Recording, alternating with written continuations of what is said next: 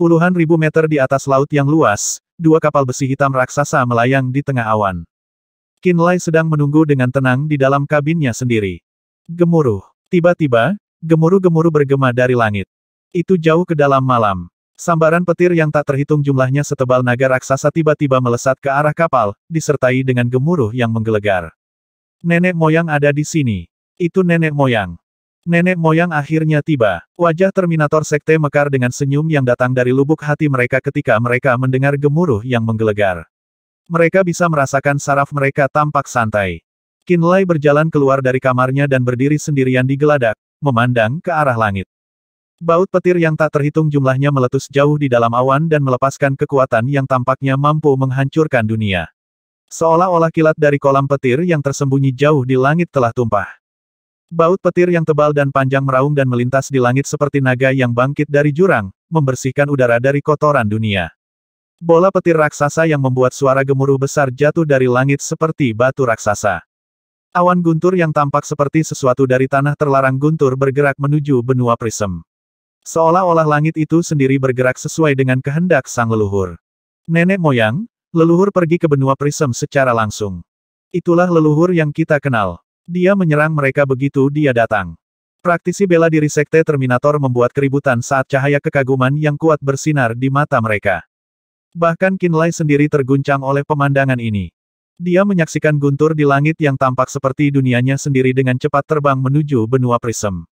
Baut petir yang tak terhitung jumlahnya runtuh dari awan seperti pemandangan dari kiamat. Petir berbentuk bola meledak di mana-mana dan merusak tanah di bawah langit, menghancurkan gunung dan sungai yang tak terhitung jumlahnya dalam prosesnya. Ayo pergi. Ayo lebih dekat ke medan perang. Suran tiba-tiba muncul, meraih Qinlai dan terbang lurus menuju medan perang. Lei Yan tertawa terbahak-bahak dan terbang menuju benua prism juga. Jauh, jauh. Banyak klan Heaven Goal Rache berkumpul di bawah celah spasial sambil terlihat seperti mereka dengan cemas menunggu sesuatu untuk tiba. Tiba-tiba, semua orang di sekitar area itu melihat ke langit dengan takjub. Layar cahaya yang menyala-nyala disertai dengan gemuruh-gemuruh terbang melintasi langit yang gelap gulita dan menuju ke lokasi mereka. Petir dari segala bentuk kemudian turun seolah-olah isi kolam petir terbalik ke tanah. Tanah yang membentang lebih dari ratusan kilometer itu langsung dibanjiri oleh petir dan diledakkan tanpa ampun. Gunung-gunung hancur, sungai-sungai robek, dan semuanya meledak ke dunia lain saat kilat jatuh. Banyak klan Heaven Goal Rache terbunuh dalam prosesnya. Untuk sesaat, klan Heaven Goal merasa seolah-olah Lian Zong dari Heaven Fighting Rache telah muncul sekali lagi untuk menyelesaikan misi mengerikan yang merupakan pemusnahan seluruh ras mereka. Kelilingi dan bunuh dia. 4 orang bijak besar dari Heaven Goal Rache langsung memanggil altar jiwa mereka, duduk di atasnya dan terbang ke langit. Ada 2 altar jiwa 3 tingkat, 1 altar jiwa 2 tingkat dan 1 ahli altar jiwa 1 tingkat di antara Heaven Goal Rache. Sampai sekarang, mereka mewakili kekuatan terbesar Heaven Goal Rache. Altar jiwa Matthew khususnya tampak redup dan tidak bercahaya karena dia dibakar oleh kekuatan kobaran api tadi. Altar jiwa orang lain tampak mempesona dan secemerlang bintang-bintang itu sendiri. Zzzz. Keretakan spasial yang tampak seperti bilah cahaya tipis dan panjang tiba-tiba muncul di udara sementara altar jiwa mereka terbang ke udara. Tertarik oleh altar jiwa mereka, celah spasial diayunkan ke langit guntur seperti bilah dingin yang membentang beberapa kilometer. Mereka tampak seperti akan mencabik-cabik langit itu sendiri. Retakan. Bilah spasial memotong ruang itu sendiri dan meninggalkan air mata yang tampak seperti perut binatang raksasa yang tanpa isi perut. Cahaya aneh benar-benar keluar darinya seolah-olah ruang itu sendiri berdarah. Di antara air mata ruang angkasa, badai mengamuk, angin liar bertiup, dan batu-batu raksasa dari luar dunia menyelinap masuk melalui celah-celah. Benda-benda bengkok dan kacau ini, badai dan pusaran air secara bertahap memenuhi langit benua prism dan menghalangi jalan. Mereka dengan paksa mengubah jalannya ruang itu sendiri. Puluhan ribu meter di atas tanah, layar cahaya yang terbuat dari guntur dan kilat menerangi puluhan ribu kilometer tanah dan menembakkan ledakan tanpa henti ke tanah. Namun, objek terdistorsi yang tidak diketahui, badai di antara celah spasial, dan pusaran air tampaknya telah bergabung menjadi dinding kekacauan setelah memenuhi langit. Dinding itu berdiri di antara langit guntur dan benua prisma, mencegahnya menembakkan lebih banyak guntur dan kilat ke tanah. Penghancur langit guntur yang mendalam. Raungan keras dan marah bergemuruh di awan seolah-olah 1 miliar bola guntur jatuh dari langit sekaligus. Sebuah petir raksasa yang beroperasi dari hukum guntur dan kilat menyerap kekuatan kolam petir dari surga ke-9. Gelembung dengan ledakan dan dipenuhi dengan banyak sekali listrik, bola petir turun dari langit seperti bintang guntur. Bum bum bum, bum bum bum. Ledakan yang menggetarkan meletus dari dalam bola guntur dan kilat, dan ketika menyentuh dinding, ia menghancurkan semua badai, pusaran air raksasa, angin alam luar, dan batu raksasa sepenuhnya. Itu belum semuanya. Bola guntur dan kilat mulai beresonansi dengan bumi dan berdenyut seperti jantung seseorang. Buk buk buk. Tanah bergemuruh, dan gempa bumi besar melanda benua Prism. Gunung-gunung berguncang dan runtuh menjadi tanah datar, sementara tanah datar terbelah menjadi jurang tak dalam. Rasanya seolah-olah bola petir akan menghancurkan seluruh benua Prisma bahkan sebelum menyentuh tanah. Klan Heaven Goal menjadi pucat karena terkejut saat mereka menyaksikan bola petir merobek dinding kekacauan yang mereka ciptakan bersama dan terus jatuh menuju menara tulang yang mereka bangun. Mundur. Kita harus mundur sementara kembali ke arus ruang yang kacau. Mari kita tunggu sampai Buto bangun.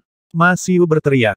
Ketika klan Heaven Goal merasakan kekuatan yang mampu memusnahkan dunia yang terkandung di dalam bola petir yang jatuh ke kepala mereka seperti jantung langit itu sendiri, mereka segera melepaskan bakat rasial mereka dan melarikan diri dengan sekuat tenaga kembali ke arus ruang yang kacau. Jangan mundur. Pada saat inilah suara yang terdengar sama mengerikannya dengan suara Goal dari celah spasial di atas mereka. Bayangan abu-abu terbang keluar dari celah spasial. Bayangan abu-abu itu berbentuk seorang lelaki tua setinggi 1,2 meter dan berdiri di atas altar jiwa 3 tingkat. Altar jiwa dipenuhi dengan lengan yang tak terhitung jumlahnya. Permukaan altar jiwanya menggeliat dan berubah menjadi banyak mulut yang merobek dan melahap seluruh lengan manusia. Buto telah bangun. Dia akan dapat melewati kehampaan yang luas dan bergabung dengan kami 3 hari kemudian. Lelaki tua itu melolong melengking sambil melambaikan tangan pendeknya. Aku tidak perlu melindunginya lagi. Sambil mengatakan ini, dia mengendalikan altar jiwa 3 tingkatnya dan terbang lurus ke arah langit. Bilah spasial yang tak terhitung jumlahnya yang membentang puluhan kilometer muncul di sekitar altar jiwanya dan terbang ke langit bersamanya. Petir raksasa yang jatuh dari langit benar-benar meledak di tengah jalan setelah diserang oleh lelaki tua itu dan dipotong oleh bilah spasial. Sungai guntur dan kilat tumpah kemana-mana dari dalam bola petir seolah-olah kolam petir dari surga ke-9 itu sendiri telah hancur. Pria tua Heaven Goal yang berdiri di atas altar jiwa 3 tingkatnya berteriak keras, "Tangkap dia!" Pergantian peristiwa segera menyuntikkan semangat baru ke dalam 4 sesepuh soul altar dari Heaven Goal Rache. Mereka menyesuaikan diri dan menerbangkan altar jiwa mereka langsung ke awan guntur yang lebat. Bum bum bum, bum bum bum. Pertempuran yang paling kuat meletus dari dalam awan puluhan ribu meter di atas tanah. Energi roh dan segala macam aura tumpah keluar dari awan dan melakukan perjalanan setidaknya puluhan ribu kilometer sebelum akhirnya memudar.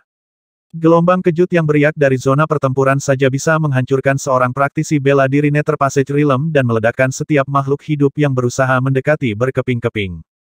Mari kita berhenti di sini. Suran berhenti. Puluhan ribu meter jauhnya, ketiganya menyaksikan pertempuran terungkap saat bola cahaya raksasa meletus di langit benua Prism satu demi satu.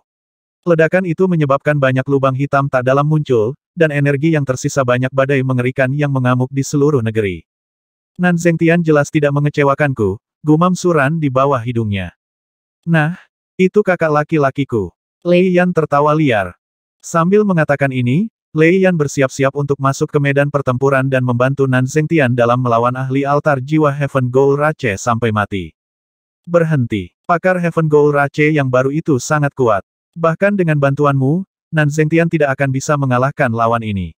Suran buru-buru menghentikannya. Selain itu, dia tidak ingin menyelesaikan ini di sini.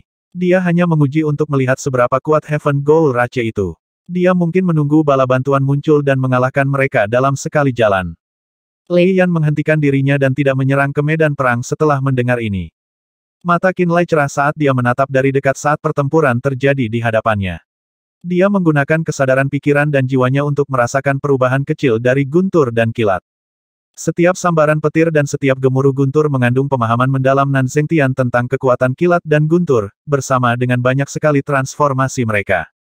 Mereka semua dikendalikan oleh kesadaran jiwanya. Baginya, seorang praktisi bela diri yang mengolah pemberantasan guntur surgawi, ini benar-benar kesempatan seumur hidup. Hanya dengan mengamati pertempuran ini di puncak dan merasakan perubahan menit yang terjadi di dalam serangan guntur dan kilat itu, dia akan dapat memperoleh banyak pengetahuan dan meningkatkan budidaya pemberantasan guntur surgawi. Dia memfokuskan konsentrasi penuhnya pada pertempuran untuk memanfaatkan kesempatan ini sebaik mungkin. Menurut persepsi Qinlai, sepertinya ada kekuatan jiwa di dalam bola petir di awan. Bola petir yang datang dari surga menghilang setelah meledak. Namun, mereka tidak menghilang. Sebaliknya, mereka terus berubah, perlahan-lahan berkumpul lagi dan menjadi bola petir baru. Miliaran sambaran petir menutupi langit di atas benua Prism, dan menyerang 5 orang bijak agung Heaven Goal. Bilah cahaya spasial yang panjang dan tajam membelah cakrawala. Itu menarik banyak angin puting beliung, batu besar, hembusan angin, ampas ruang, dan medan magnet memutar untuk menyerang kilat yang meledak. Guntur tampaknya beresonansi dengan guntur surgawi jauh di dalam awan. Itu tumbuh lebih kuat seolah-olah itu tidak akan pernah kering meskipun serangannya yang tak ada habisnya. Kekuatan kolam petir dari surga ke-9. Mata Qinlai cerah. Dia bisa dengan jelas merasakan Nan Zhengtian memanipulasi guntur dan energi petir yang tak ada habisnya di awan. Dia membimbing sambaran petir dan menghancurkan dunia seolah-olah dia adalah dewa petir. Dalam kesadaran pikiran Qinlai, Nan Zhengtian tampaknya telah menjadi kolam petir, file petir dunia yang bisa mengendalikan petir buas sesuai keinginannya. Di antara raungan petir yang ganas, lolongan Nan Zhengtian bercampur dengan gerutuan teredam dari orang bijak Heaven Goal. Ledakan, tirai penerangan sepanjang ratusan mil sekali lagi terbentuk di langit dan turun. Pisau spasial mencoba yang terbaik untuk memotong tirai dan merobeknya berkeping-keping. Petir terus mendarat. Di dalam pegunungan, Heaven Goal dengan marah melarikan diri untuk hidup mereka ketika mereka melihat petir turun. Namun, sambaran petir memiliki kecerdasan sederhana. Mereka mengejar Heaven Goal dan membunuh mereka satu persatu. Klan Heaven Goal meratap. 5 orang bijak besar meraung marah dan tampak seolah-olah mereka akan mempertaruhkan nyawa mereka. Tawa liar Nan Zhengtian datang dari dalam awan. Petir dan guntur tiba-tiba surut dan menghilang. Di antara tawa, sosok yang menyilaukan melesat seperti kilat. Dalam sekejap mata, Forefather Terminator muncul di sebelah Suran dan Lei Yan dengan rambut acak-acakan dan pakaian tidak rapi. Nan Zhengtian memandang ketiganya. Dia menyeringai dan berkata, "Mari kita bicara setelah kita kembali." "Baik." Suran mengangguk sambil tersenyum. Selusin detik kemudian, Qinlai mengikuti 3 ahli altar jiwa kembali ke kapal besi hitam raksasa.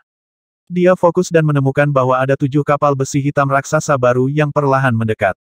Mereka semua mengibarkan bendera Sekte Terminator. Dia menganggap kapal besi hitam raksasa ini pasti datang dengan Forefather Terminator. 5 orang bijak agung Heaven Goal ini tidak mudah dihadapi. Alasan saya bisa bertahan begitu lama melawan mereka adalah karena mereka belum pulih. Di dalam kediaman yang sangat besar, Nan Zhengtian duduk dengan kaki terentang. Dia berkata, ketiganya dengan altar jiwa 3 tingkat, hanya satu dari mereka yang memiliki 70% kekuatan mereka. 2 lainnya telah pulih hanya sekitar 30% dari kekuatan mereka. Jika mereka benar-benar pulih, mereka akan sulit untuk dihadapi. Ada juga yang sedang tidur. Dia akan datang dalam 3 hari. Yang itu benar-benar menakutkan, kata Suran. Mata Nan Zhengtian berbinar. Dia tertawa aneh. Besar, itu hebat. Suran dan Lei Yan terdiam. Beri mereka waktu lagi, biarkan mereka pulih. Terutama hantu tua bernama Buto itu. Aku harap aku bisa bertarung dengannya dengan kekuatan penuh. Nan Zhengtian penuh dengan semangat juang. Kakak, orang itu pernah berada di alam void. Lei Yan berkata dengan mendesak.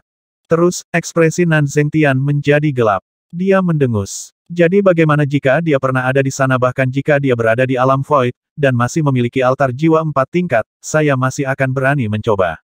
Mengapa membuang waktu kita sebelum mereka pulih? Mari kita 4 pasukan peringkat perak melenyapkan orang-orang ini. Bukankah itu lebih baik? Suran berkata tanpa daya. Ini tidak sesederhana itu. Nan Zhengtian menggelengkan kepalanya. Mereka terampil dalam menggunakan kekuatan ruang. Jika mereka melihat situasi menjadi buruk, mereka sekali lagi akan melarikan diri ke arus ruang yang kacau. Jika mereka melarikan diri ke dalam kehampaan, bahkan aku tidak akan berani melawan mereka di sana. Maksud Anda, beri mereka sedikit waktu, biarkan mereka semua datang dan memulihkan kekuatan. Pancing mereka menjauh dari benua Prism, ke suatu tempat dengan energi luar angkasa yang padat. Terlalu mudah bagi mereka untuk melarikan diri ke arus spasial dari sini, kata Nan Zhengtian. Berhenti sejenak, dia mengambil napas dalam-dalam dan melanjutkan, juga, aku harus bertarung dengan Buto yang pulih sepenuhnya. Saya perlu menggunakan Buto ini untuk memperkuat kepercayaan diri saya dan benar-benar mengambil langkah ke alam void. Suran gemetar dan berkata dengan kaget, kamu yakin guru mencobanya di masa lalu, dan sesuatu terjadi pada langkah terakhir. Jiwanya hancur sebagai hasilnya. Beberapa tahun terakhir ini, kami belum pernah mendengar ada orang yang benar-benar mencapai Void Realm di Land of Chaos. Kakak, Lei Yan berkata dengan kaget. Jika tanah kekacauan ingin maju, jika Sekte Terminator ingin berubah menjadi kekuatan peringkat emas, kita harus memiliki seseorang di atas alam abadi. Ekspresi Nan Zhengtian ditentukan. Guru mungkin telah gagal, tetapi itu tidak berarti kita tidak akan pernah bisa melakukannya. Juga, saya berjanji kepadanya bahwa setelah mengambil alih Sekte Terminator, saya akan membawa Sekte Terminator baru. Sekte Terminator adalah kekuatan terkuat di negeri ini, kata Lei Yan.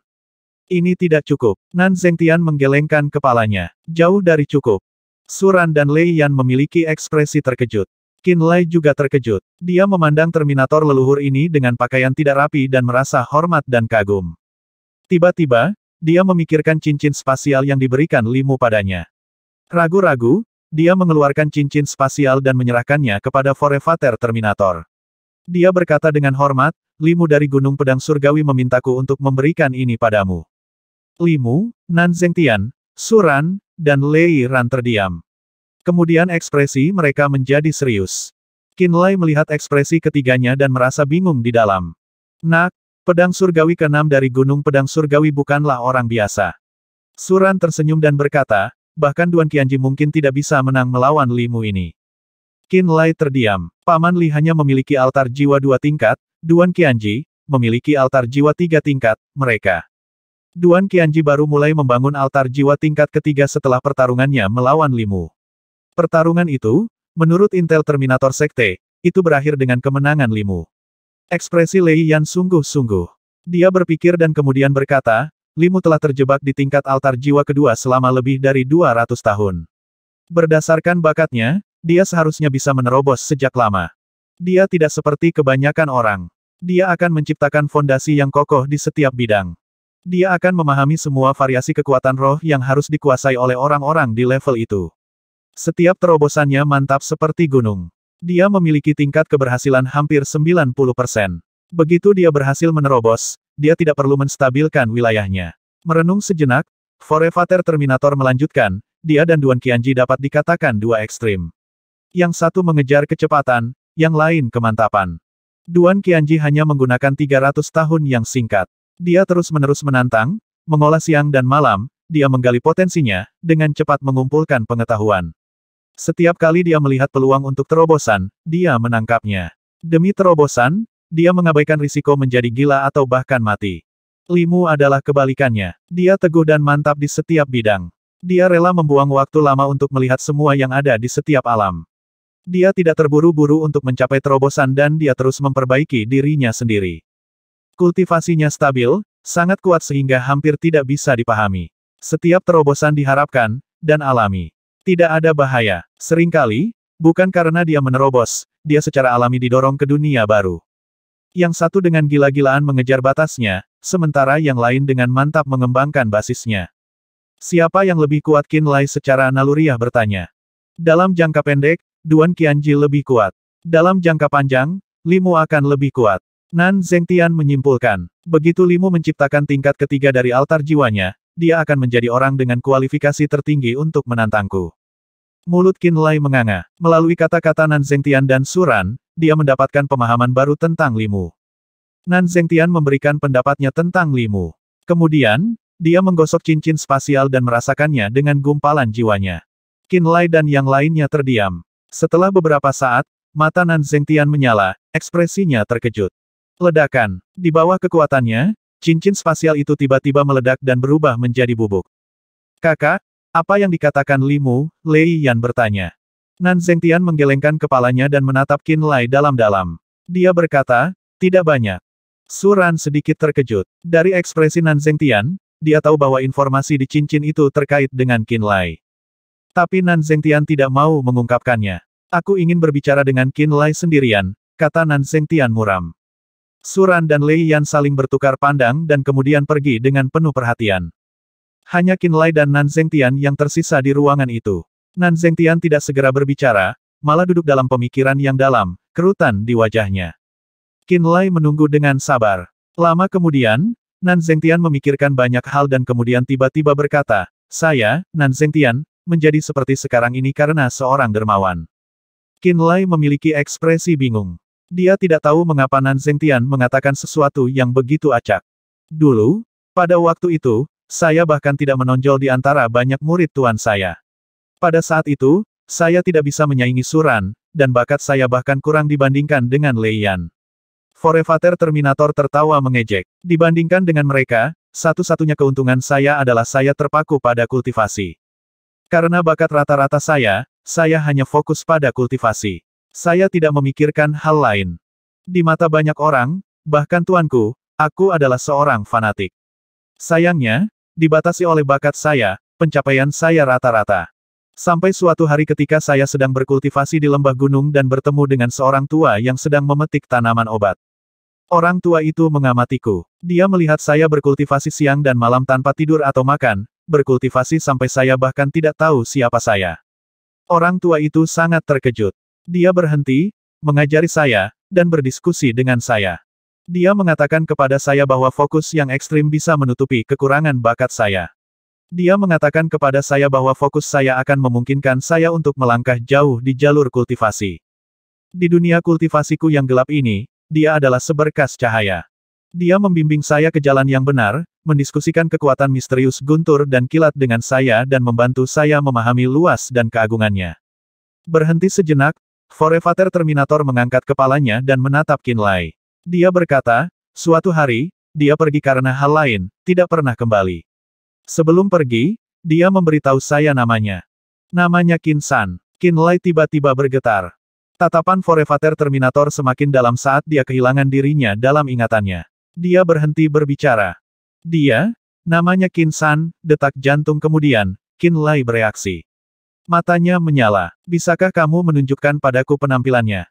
Tanpa sepatah kata pun, mata Forevator Terminator menembakkan benang listrik yang berputar dan berputar di udara. 5 detik kemudian, sosok yang terbuat dari petir jelas muncul di depan Qin Lai. Qin Lai hanya melihat sebelum tubuhnya bergetar dan dia berkata, itu kakekku. Forevator Terminator menyeringai dan menunjukkan senyum yang sedikit jelek. Aku baru belajar ini. Qin Lai terkejut. Informasi dari cincin spasial. Ya, nenek moyang Terminator mengangguk. Dia menggosok dagunya dan berkata, tidak heran kamu begitu istimewa, kamu adalah cucu dermawan. Ajaran dermawan di masa lalu berhubungan langsung dengan ketinggian yang saya capai dalam kultivasi saya. Master sejati saya adalah master sekte sebelumnya dari sekte Terminator tetapi sebelum saya, sekte Terminator tidak terampil dalam kekuatan petir. Tuan saya tidak dapat membantu banyak dengan kultivasi saya. Kenapa pamanmu tahu tentang hubungan antara kamu dan kakekku? Qin Lai bingung. Saya tidak tahu. Nenek moyang Terminator juga sedikit bingung. Tapi itu tidak penting. Apa? Qin Lai terkejut. Aku berutang budi besar pada benefaktor. Nenek moyang Terminator menjadi serius dan berkata, selama saya berada di tanah kekacauan, tidak peduli masalah apapun yang Anda alami, Anda dapat datang menemukan saya. Sepertinya aku tidak punya masalah, kata Qin Lai sambil tersenyum. Tidak sekarang, tetapi itu tidak berarti Anda tidak akan memilikinya di masa depan. Jangan menyombongkan diri. Nenek moyang Terminator terkekeh. Kamu memiliki darah dari Heaven Fighting Rache. Jika fakta ini terungkap, itu akan lebih merepotkan daripada saat Anda mengekspos seni roh darah Anda. Di tanah di bawahmu, Heaven Fighting Rache ditakuti dan dibenci jauh lebih dari Jiang Zuze, bahkan dengan tindakannya yang kejam. Jika terungkap bahwa Anda adalah keturunan mereka, tidak hanya ras manusia, tetapi banyak ras lain akan menyerang Anda. Anda tidak akan memiliki tempat di alam roh. Wajah Qin Lai sedikit gelap. Dia tahu apa yang dikatakan Forevator Terminator adalah kebenaran. Di tanah Rerun Mahadewa, karena garis keturunannya telah terungkap, para pemimpin ras lain, Gutuo dan Qian, mengejarnya tanpa henti seperti binatang buas yang berbau darah. Garis keturunannya sangat menarik bagi ras lain. Aku akan memberikan token ini padamu, Forevator Terminator tiba-tiba berkata. Itu adalah token berbentuk segitiga yang diukir dengan bola petir. Bola petir menyala dengan listrik dan mengeluarkan riak guntur. Qin Lai mengulurkan tangan dengan ekspresi aneh. Ini bisa dianggap sebagai simbol murid langsungku. Nenek moyang Terminator tersenyum dan berkata, di tanah kekacauan saat ini, tidak banyak yang berani menyerang murid langsung saya. Token ini adalah sarana perlindungan. Banyak orang yang akan menyerangmu tidak akan berani melihatnya. Oh, Qin Lai berubah ekspresi. Token ini tidak seperti milik Duan Qianji, saya tidak bisa mengobrak-abrik ruang seperti Duan Qianji dan sampai di sana tidak peduli seberapa jauh jaraknya. Nenek moyang Terminator menjelaskan. Tapi setelah diaktifkan, aku bisa melihatmu, dan tahu siapa yang menyerangmu. Setelah acara, tidak peduli siapa, saya akan menemukan mereka dan membalas dendam untuk Anda. Jadi itu hanya berguna setelah aku mati, Qin Lai meringis.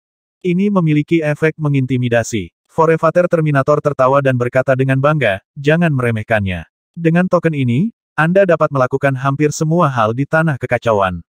Saya tidak bisa datang untuk segera menyelamatkan Anda, tetapi orang-orang yang tahu token ini harus tahu konsekuensinya. Mereka tidak akan menyerangmu. Bagaimanapun, terima kasih. Qin Lai menyimpan token tanpa sopan santun. Tapi aku bukan murid langsungmu.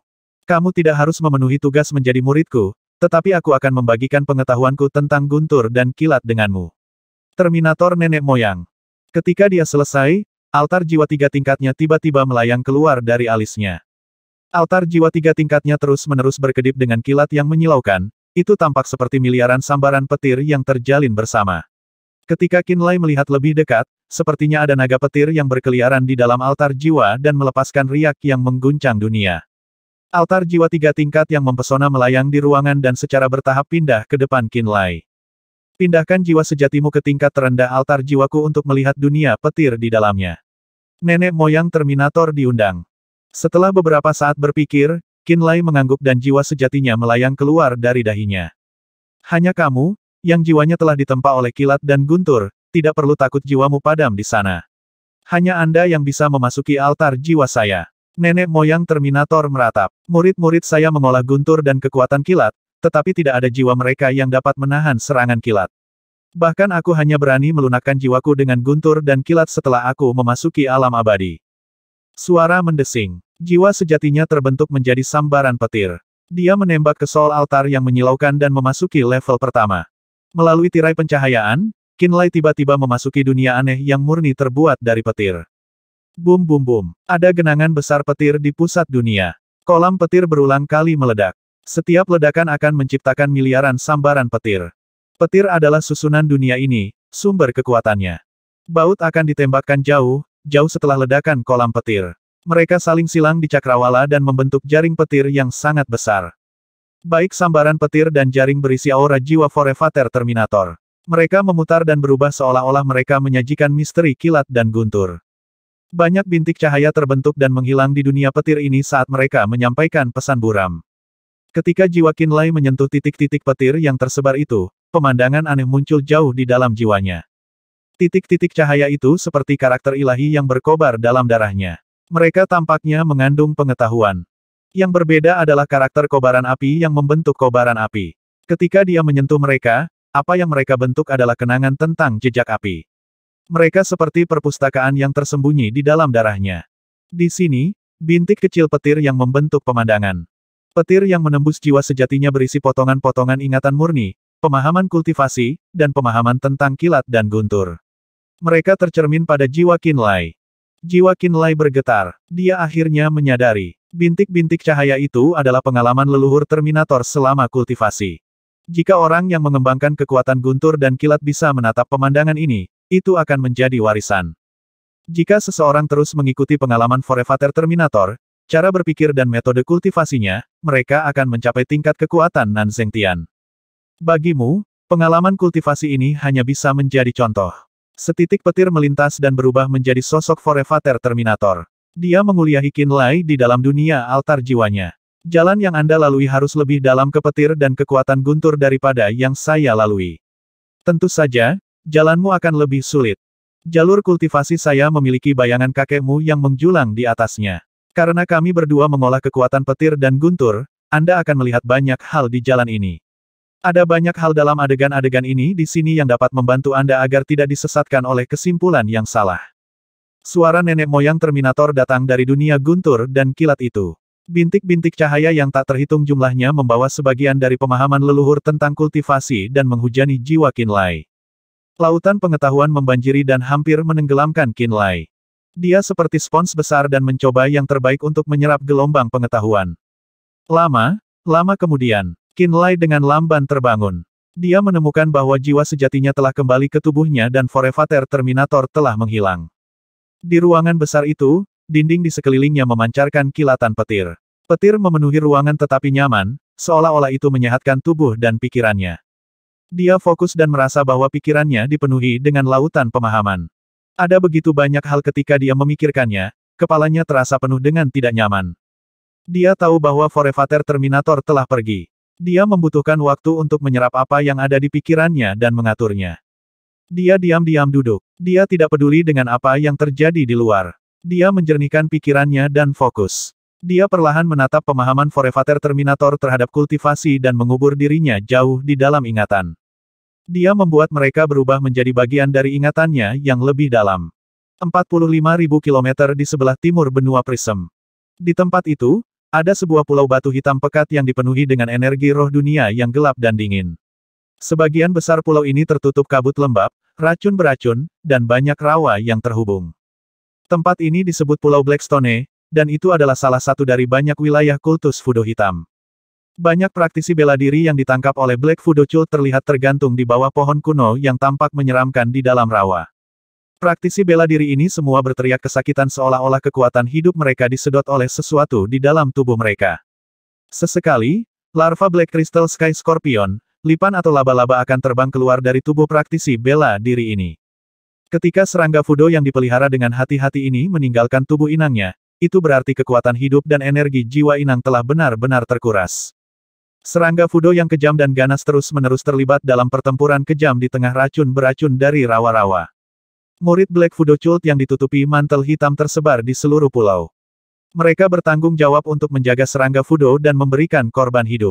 Oh, tiba-tiba, ratapan seperti ini dari hantu dan lolongan seperti ini dari serigala bergema di langit, diikuti oleh ratusan klan Heaven Goal yang menyerang sambil mengendarai batu aneh yang mengambang. Saat mereka turun di Pulau Blackstone, klan Heaven Goal segera memulai pekerjaan pembantaian berdarah mereka. 1 jam kemudian, setiap murid Black Fudo Cult yang ditempatkan di pulau ini dibantai sampai akhir. Klan Heaven Goal berkeliaran di sana-sini, merobek lengan manusia dan memakannya mentah-mentah. Seorang lelaki tua di alam nirvana meraih serangga Fudo, mengunyah dan menelannya ke dalam perutnya. Setelah menunggu beberapa saat dan merasakan efeknya dengan hati-hati, dia segera berteriak kegirangan. Serangga ini tidak hanya dipenuhi dengan emosi kekerasan dan haus darah yang kacau, energi mereka juga dingin dan jahat. Mereka praktis tonik untuk jenis kita. Pemulihan orang bijak yang hebat sudah di depan mata. Klan Heaven Goal Rache menjadi bersemangat. Kumpulkan serangga aneh ini dan bawa mereka kembali ke markas kita. Kita semua akan pindah ke pulau-pulau terdekat, bunuh semuanya dan temukan lebih banyak lagi. Orang tua itu memerintahkan. Klan Heaven Goal segera mulai melaksanakan tanggung jawab masing-masing. 1 hari kemudian, sebuah batu raksasa yang membawa selusin atau lebih klan Heaven Goal turun di tengah benua Prism. Lihat apa yang kami temukan. Klan Heaven Goal di atas batu membawa beberapa pot coklat abu-abu dalam kegembiraan. Di dalam pot, serangga Fudo yang hidup terus menggeliat dan bertarung satu sama lain sampai mati. Ras surga Goal orang bijak hebat seperti Matthew menjadi bersemangat saat melihat serangga Fudo. Pot mendarat di tangan mereka ketika mereka membuat isyarat, dan mereka mengambil serangga Fudo dan melemparkannya ke mulut mereka. Setelah dikonsumsi, mereka segera menemukan bahwa sejumlah besar kekuatan hidup mengalir ke anggota tubuh mereka, memulihkan energi hidup mereka dengan cepat. Sungguh hal yang menakjubkan ini. Buto akan bisa pulih dengan cepat dengan cara ini. Kita harus menyimpan serangga ini untuknya. Matthew berteriak. Klan Heaven Goal semua menjadi bersemangat. 2 hari lagi berlalu. Tiba-tiba, gelombang kejut spasial yang intens muncul di atas kepala mereka. Riak biru menyebar di udara dan menghancurkan banyak batu apung menjadi berkeping-keping saat bersen Mahadewa. Cahaya abu-abu perlahan datang melalui lorong yang gelap dan kacau seolah-olah telah melintasi jarak yang sangat jauh. Swoosh! Cahaya turun ke bumi, berputar dan berubah. Sangat lama kemudian, seorang lelaki tua Heaven Goal yang tampak kurus seperti mayat berusia 10.000 tahun perlahan-lahan terbentuk. Tubuhnya yang kurus ditutupi banyak benang cerah. Siapapun yang mencoba memahaminya dengan hati-hati akan menyadari bahwa itu adalah bilah spasial.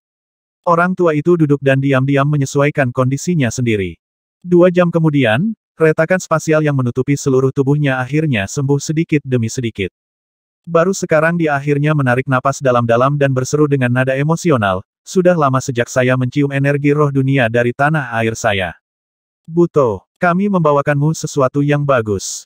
Matthew bertepuk tangan. Klan Heaven Goal membawa banyak pot dan meletakkannya dalam barisan rapi di depan lelaki tua itu. Masing-masing pot diisi sampai penuh dengan serangga Fudo.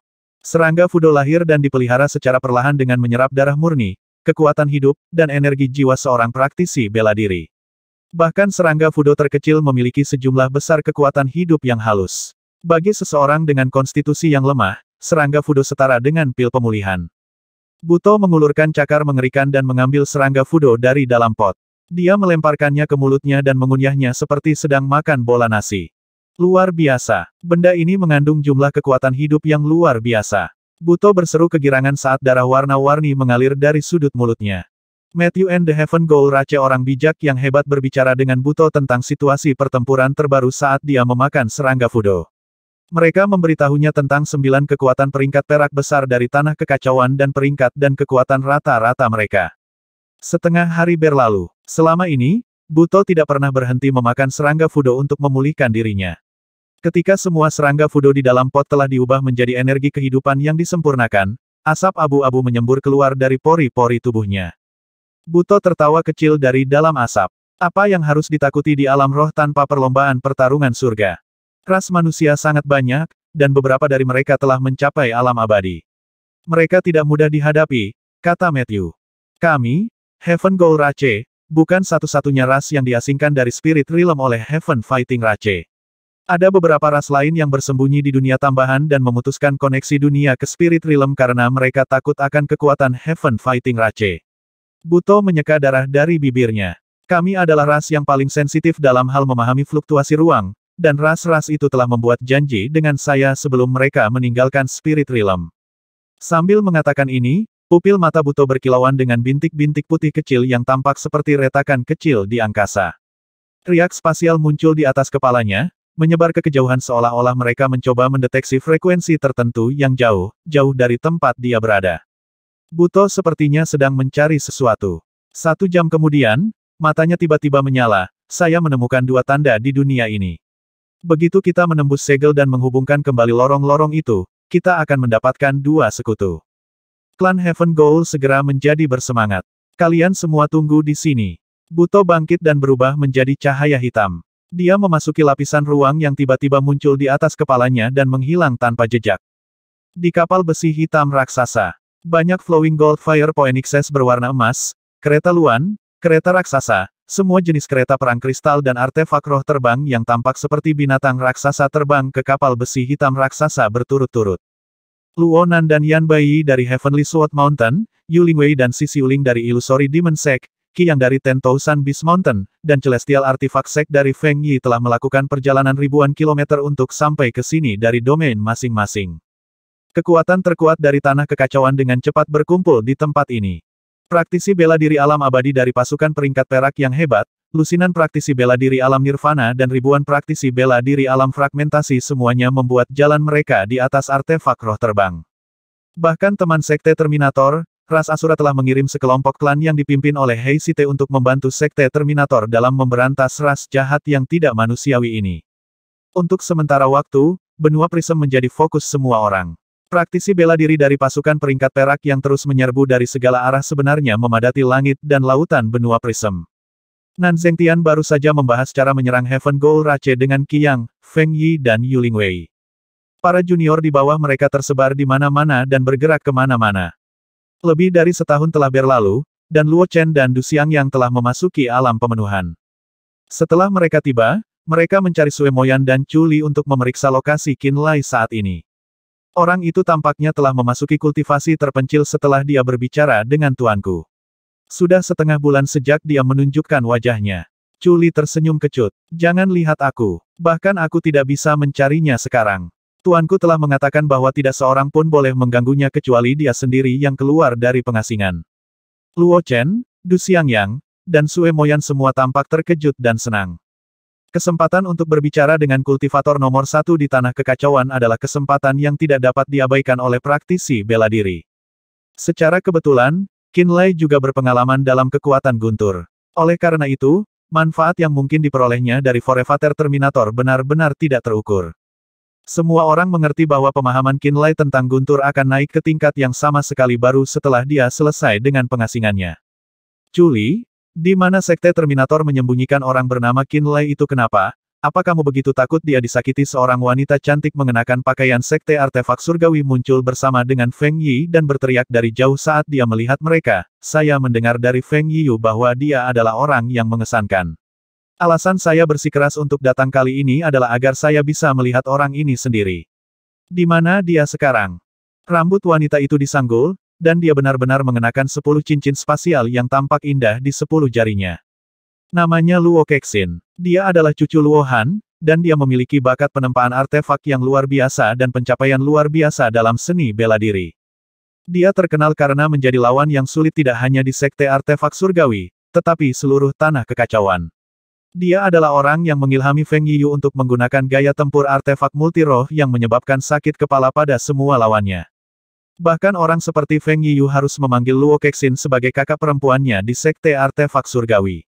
Alasan dia tidak berpartisipasi dalam ujian sebelumnya adalah karena dia telah melangkah ke alam pemenuhan sejak lama dan tidak memenuhi syarat untuk memasuki makam dewa. Dia sangat marah ketika dia mendengar bahwa Feng Yiyu telah menderita kerugian besar di makam dewa dan gagal mendapatkan apapun darinya. Itulah mengapa dia menerima dorongan Feng Yiyu untuk menghadiri pertemuan kekuatan ini dan berharap untuk memenangkan beberapa wajah untuk Feng Yiyu. Ah, ini kakak senior Luo. Senyum Culi tidak mencapai matanya. Lihat, Luo Chen dan Du Xiangyang sedang mencari Qinlai juga, tapi sayangnya pria itu sedang mengasingkan diri sekarang. Dia mungkin tidak muncul untuk sementara waktu. Luo Chen melirik Luo Kexin dengan dingin dan tetap diam. Du Xiangyang terkekeh dan memberi hormat kepada mereka, berkata, bertemu dengan baik, kakak senior Luo. Hehe, kenapa kamu tidak membantuku menempa pedang jika kamu punya waktu, kakak senior Luo? Kamu ingin bantuanku untuk menempa pedang? Luo Kexin melengkungkan bibirnya dan memeriksa Du Xiangyang dari ujung kepala sampai ujung kaki. Kemudian, dia mendecakkan lidahnya dan menggelengkan kepalanya dengan jijik. Kecuali saya salah, saya tidak berpikir Anda memiliki kekayaan untuk membuat pesanan seperti itu, bukan Anda harus tahu bahwa layanan saya tidak murah. Generasi muda pengrajin Sekte Artefak Surgawi dipimpin oleh Luo Kexin. Dia sekarang berada di tahap akhir dari rilem pemenuhan, dan dia adalah seorang artifiser kelas 6 bumi sejak beberapa waktu lalu. Hampir pasti bahwa Luo Kexin akan tumbuh menjadi pengrajin kelas surga. Itulah mengapa Luo Kexin sangat bangga pada dirinya sendiri. Ada sangat sedikit orang yang berani menyinggung perasaannya. Memang benar bahwa saya awalnya tidak memiliki batu roh untuk menyewa layanan penempaan artefak Anda, kakak senior Luo. Du Xiangyang terus tersenyum cerah tanpa menghiraukan ejekan Luo Kexin. Tapi keberuntungan ada di pihakku ketika aku berada di makam dewa. Haha, saya tidak hanya mendapatkan banyak kristal api surgawi dari tempat itu, saya bahkan berhasil membawa sisa-sisa elit kuno kembali ke sekte saya. Akibatnya, saya sekarang memiliki batu roh dan bahan yang saya butuhkan untuk membuat permintaan, kakak senior Luo. Wajah cantik Luo Kexin menjadi gelap, dan dia tidak bisa menahan diri untuk tidak mendengus. Feng Yiyu dari Sekte Artefak Surgawi tidak hanya gagal mendapatkan material roh yang berharga dari makam dewa, dia bahkan kehilangan banyak orang dalam prosesnya. Faktanya, setiap murid Sekte Artefak Surgawi yang memasuki makam para dewa kecuali Feng Yiyu telah binasa. Dia hanya lolos berkat bantuan Jiang Zuze. Beberapa artefak roh Feng Yiyu juga rusak selama pertempuran di makam dewa. Alasan Du Xiangyang dengan sengaja mengungkit upaya makam dewa dan imbalannya adalah untuk menjatuhkan Luo Kexin. Tapi tentu saja, aku mengerti bahwa batu roh tidak cukup untuk memotivasimu, kakak senior Luo. Perasaan Anda adalah bagian besar dari motivasi itu juga, bukan? Saya benar-benar mengerti. Du Xiangyang menggelengkan kepalanya dan menghela nafas sambil memasang seringai menyebalkan di wajahnya. Saya ragu apakah saya akan pernah bisa membuat Anda memalsukan artefak roh untuk saya, kakak senior Luo. Meskipun demikian, Anda, bukan satu-satunya pengrajin yang ada di Sekte Artefak Surgawi. Kakak senior Luo, belum lagi ada lebih banyak pengrajin di seluruh tanah kekacauan. Saya yakin ada seseorang di luar sana yang lebih baik dari Anda dalam menempa artefak kakak senior Luo. Jika kamu tidak mengejar ekor Qinlai seperti Guk-Guk, kamu pasti sudah mati di dalam makam dewa, Du Xiangyang. Feng Yiyu mencibir. Oh apakah begitu? Du Xiangyang berkata dengan nada aneh sebelum menyeringai. Lalu bagaimana denganmu? Saya sangat ingin tahu bagaimana Anda bisa selamat dari ledakan terakhir itu. Sejauh yang saya tahu, Jiang Zuze dari Bloodfin Sect adalah orang terakhir yang tinggal di dalam makam dewa. Dia adalah seorang praktisi bela diri alam abadi, mungkinkah dia adalah orang yang menyelamatkan hidupmu? Fakta bahwa Jiang Zuze dan Sekte Artefak Surgawi berbagi pemahaman rahasia satu sama lain bukan lagi rahasia bagi banyak pasukan peringkat perak. Bahkan Du Xiangyang telah mendengar desas-desus bahwa Jiang Zuze adalah alasan Feng Yiyu diselamatkan dari kematian. Itu sebabnya dia menembaknya dengan jab. Saya juga mendengar bahwa putra Jiang Zuze, Jiang Tianxing adalah murid dari Sekte Artefak Surgawi. Nah itu yang paling menarik, Chu Li juga melontarkan pendapatnya sendiri sambil tersenyum. Sekte Iblis Darah di Kepulauan Matahari Terbenam adalah Sekte Iblis Darah Ortodoks. Sue Moyan berkata dengan dingin. Pasangan ayah dan anak Jiang tidak ada hubungannya dengan kita. Luo Kexin mendengus, rumor hanyalah rumor, dan orang-orang telah mengumpat lumpur di Sekte Artefak Surgawi selama bertahun-tahun. Kami tidak punya alasan untuk membenarkan semua yang dilemparkan oleh para pembuat rumor ini kepada kami. Dia tahu bahwa faksi Jiang Zuze tidak dapat melepaskan keburukan mereka sebagai bidat bahkan sampai hari ini, dan akan sangat merugikan untuk mengakui bahwa Sekte Artefak Surgawi terkait dengan Jiang Zuze. Kalian semua di sini. Pada saat inilah Yumen dari 10.000 Beast Mountains berjalan dengan seorang gadis yang imut tapi terlihat kasar. Gadis itu memiliki kulit berwarna perunggu, dan tubuh mungilnya sepertinya mengandung kekuatan ledakan. Rambutnya diikat menjadi banyak anyaman kecil, dan untuk alasan apapun anyaman itu benar-benar membuat suara seperti angin bertiup ketika mereka bergoyang sesuai dengan langkah kakinya. Ekspresi pada Chu Li dan yang lainnya sedikit berubah ketika mereka melihatnya datang bersama Yumen. Bahkan Luo Kexin terlihat sedikit tidak wajar ketika melihat gadis yang mendekat. Dia mengerutkan kening, "Mengapa kamu di sini juga, Tian Yu?" Saya mendengar dari Yumen bahwa Qin Lai memiliki konstitusi fisik yang bahkan lebih besar darinya, jadi saya ingin melihatnya dengan mata kepala sendiri. Gadis itu tersenyum naif. Nama gadis muda itu adalah Tian Yu, dan namanya diberikan oleh Qi Yang sendiri. Secara metaforis, namanya berarti, giok alam. Selain itu, dia adalah kakak perempuan Yumen dan keberadaan khusus di Gunung 10.000 Binatang. Ada desas-desus bahwa Tian Yu dijemput oleh Qi Yang di daerah terpencil yang jauh dari tanah kekacauan. Dia menunjukkan potensi luar biasa setelah dia dibawa kembali ke Gunung 10.000 Binatang. Setiap seni budidaya Gunung 10.000 Binatang datang dengan mudah ke Tian Yu. Tubuhnya sepertinya mengandung sumber kekuatan yang tak terbatas, dan kekuatan ini sangat cocok untuk seni Gunung 10.000 Binatang. Dengan menggabungkan keduanya, dia memperoleh kekuatan tempur yang menakutkan. Ada banyak senior yang secara pribadi berpikir bahwa Tian Yu memiliki garis keturunan dari beberapa binatang purba di tubuhnya. Mereka semua mengakui secara terbuka bahwa Tian Yu adalah praktisi bela diri nomor satu dari generasi muda dalam hal budidaya konstitusi seseorang. Jika dia tidak terlahir sebagai perempuan, dia akan menjadi kandidat yang lebih cocok daripada Yumen untuk menjadi penguasa gunung masa depan Gunung 10.000 Binatang. Faktanya, dia lebih kuat dari Yumen. Sayangnya, penguasa gunung-gunung 10.000 Binatang tidak pernah, dan tidak akan pernah berjenis kelamin perempuan. Itulah mengapa para senior Gunung 10.000 Binatang telah menuangkan lebih banyak sumber daya mereka ke Yumen. Baik Tian Yu dan Yumen keduanya yatim piatu selama masa kecil mereka. Yumen hidup dengan hewan ketika dia masih muda, dan dia mampu memahami bahasa hewan. Ketika dia pertama kali dibawa ke Gunung 10.000 Binatang, dia tidak dapat tumbuh dekat dengan siapapun karena dia seperti anak kecil yang dibawa ke masyarakat manusia. Kemudian, Tian Yu dan Yumen bermitra di bawah pengaturan Qi Yang. Tian Yu perlahan mengajari Yumen bagaimana menyesuaikan diri dengan dunia manusia dan bagaimana berbicara dalam bahasa manusia. Itulah mengapa Tian Yu dan Yumen sangat dekat satu sama lain. Mereka mungkin tidak memiliki ikatan darah satu sama lain, tetapi mereka lebih dekat daripada saudara kandung. Di mana Qin Lai kami ingin bertanding melawannya? Yumen memelototi Chu Li dengan agresif. Luo Kexin terkikik. Kebetulan sekali. Saudara muda Feng dan saya juga ingin bertemu dengan bintang baru makam para dewa ini. Di mana Qin Lai itu? Chu Li, Tian Yu bertanya sambil tertawa. Dia belum keluar dari pengasingannya. Jawaban Chu Li jelas jauh lebih hati-hati ketika dia menghadapi Tian Yu. Dia bahkan mengubah nada bicaranya menjadi lebih tertutup. Dia telah mempelajari rahasia guntur sejak dia berdiskusi dengan tuanku. Sudah setengah bulan sejak dia menunjukkan wajahnya. Juga, tuanku telah memerintahkan agar tidak ada yang mengganggu atau membangunkannya dari pengasingannya sampai dia keluar sendiri. Saya mengerti. Tian Yu mengangguk mengerti. Tidak apa-apa, toh kita punya banyak waktu. Aku bisa melawannya setelah dia selesai. Kamu ingin melawan Qin Lai? Chu Li tampak terkejut sesaat sebelum dia tersenyum kecut, kamu 2 tingkat di depannya. Sama seperti Luo Kexin, Tian Yu adalah praktisi bela diri rilem pemenuhan tahap akhir. Itu sebabnya bahkan orang seperti Luo Chen dan Chu Li harus memanggilnya sebagai kakak perempuan. Saya tidak menggunakan energi roh. Tian Yu terkikik dan mengayunkan tinjunya sekali, menyebabkan jeritan tajam bergema di udara. Saya menggunakan ini. Du Xiangyang dan Luo Chen berada tepat di sebelah mereka. Ketika mereka melihat Tian Yu mengayunkan tinjunya dan tampaknya menghancurkan energi roh dunia di jalannya, keterkejutan segera membanjiri wajah mereka. Mereka tahu bahwa konstitusi Qinlai menakutkan untuk sedikitnya, tapi Tian Yu terkenal sebagai Womacho dari Tanah Kekacauan.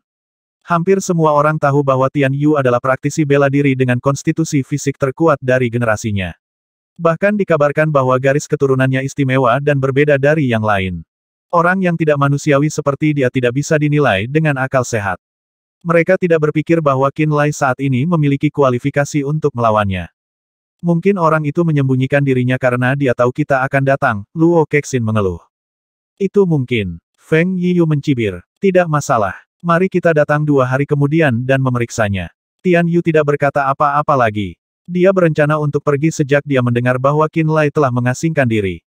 Faktanya, dia hanya akan berbalik dan meninggalkan tempat itu setelah mengatakan ini. Yumen yang berwajah gelap juga tidak repot-repot membuang-buang napas.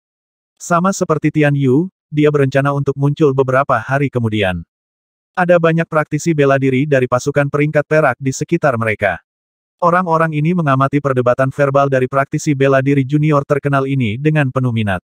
Ketika mereka melihat bahwa Qinlai tidak muncul dan Tian Yu meninggalkan tempat kejadian dengan kekecewaan, mereka juga merasa kecewa.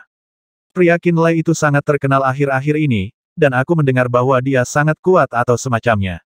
Saya pikir dia akan muncul dan bertemu para penantang, tapi saya kira dia hanya seorang pengecut, seorang praktisi bela diri sekte artefak surgawi melipat tangannya dan tertawa dengan nada aneh. Dia meledak di luar proporsi, itulah dia, seorang praktisi bela diri gunung 10.000 binatang mencibir. Aku pikir juga begitu. Saya mendengar bahwa dia berasal dari beberapa benua kecil di bawah gunung pedang surgawi.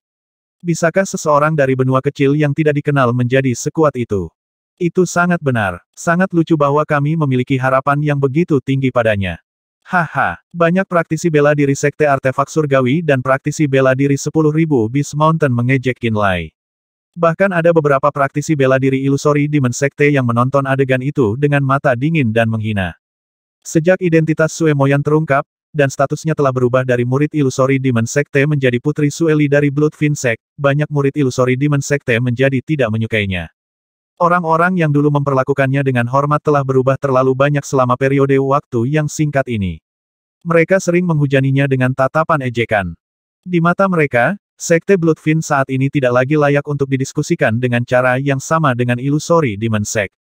Meretih. Pada saat inilah suara petir yang luar biasa tiba-tiba berderak dari kabin di belakang junior tempat Qinlai saat ini terpencil.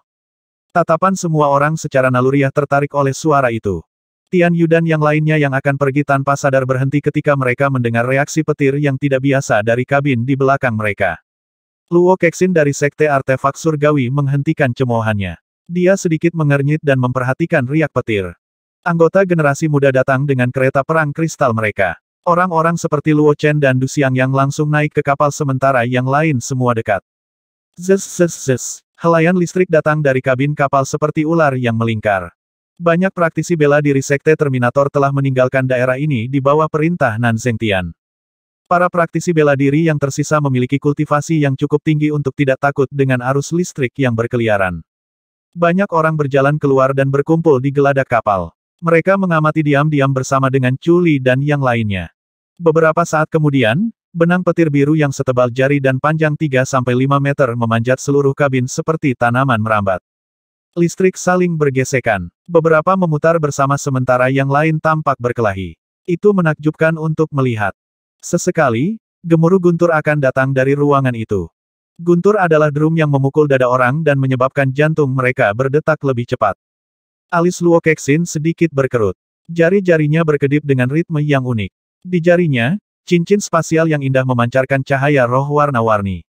Lampu roh itu seperti akord sitar yang berdenyut dengan gerakan jari-jarinya dan mengeluarkan suara yang menyenangkan.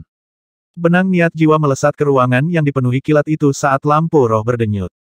Ekspresi Luo Kexin menjadi aneh dan matanya berbinar. Dia menggunakan suara untuk mengukur fluktuasi jiwa sejati menggunakan 10 cincin spasial yang ditempa secara khusus dan seni rahasia kuno, 10 akord suara cahaya yang mengalir. Dari suara yang dipantulkan, dia mendeteksi semua jenis emosi ekstrim seperti kebiadaban, haus darah, kegilaan, keputusasaan, dan kemarahan. Yang lebih menakutkan adalah emosi itu dikelilingi oleh kobaran api. Getaran gelombang suara yang dikirim kembali bahkan lebih aneh karena perlahan-lahan dapat mempengaruhi jiwanya. Dia dalam hati terkejut. Dia dengan cepat menyadari bahwa kehilangan Feng Yiyu di makam dewa bukanlah suatu kebetulan. Di sisi lain, Tian Yu tidak ahli dalam seni jiwa. Dia tidak melakukan tindakan apapun dan menunggu dengan kebosanan yang jelas. Kakak senior Sue, apa hubungan antara kamu dan Qin Lai itu? Seorang wanita mengenakan jubah sekte iblis ilusi bertanya sambil tertawa. Dia datang di sebelah Sue Moyan. Mereka bilang dia anak baptis ayahmu, apakah ini masalahnya? Sue Moyan menoleh dan melirik yang lain dengan dingin. Saudari junior Ju, mengapa kamu selalu ingin tahu tentang urusanku? Ju Ruiji terkikik dan berkata pelan, karena aku selalu menganggapmu sebagai sainganku. Sue Moyan mengerutkan kening. Meskipun kamu meninggalkan sekte iblis ilusi dan tidak bisa lagi mengancamku, aku tidak bisa berubah dengan mudah, kata Ju Ruiji lembut. Dia sama dengan Sue Moyan, murid langsung Yu Lingwei, master sekte dari Illusory Demon Sect. Sejak dia memasuki sekte, dia memiliki tujuan untuk menjadi master sekte dari Illusory Demon Sect. Sue Moyan adalah lawan terbesarnya. Sebelum Sue Moyan mengungkapkan statusnya dan menjadi terhubung dengan Bloodfin Sect, Sue Moyan selalu berada di level yang lebih tinggi darinya. Dia telah melakukan yang terbaik untuk bersaing dengan Sue Moyan untuk mendapatkan tempat di Trial of the Graveyard of Gods. Sayangnya, di kompetisi terakhir, dia kalah dari Sue Moyan dan tidak memenuhi syarat untuk mengikuti persidangan. Dia mengira dia akan selamanya kalah dari Sue Moyan. Dia tidak menyangka bahwa ketika ujian berakhir, Sekte Artefak Surgawi dan Gunung 10.000 Binatang telah menyebarkan berita bahwa Sue Moyan mengolah seni roh darah dan merupakan putri Sue Li dan Mo Lingye.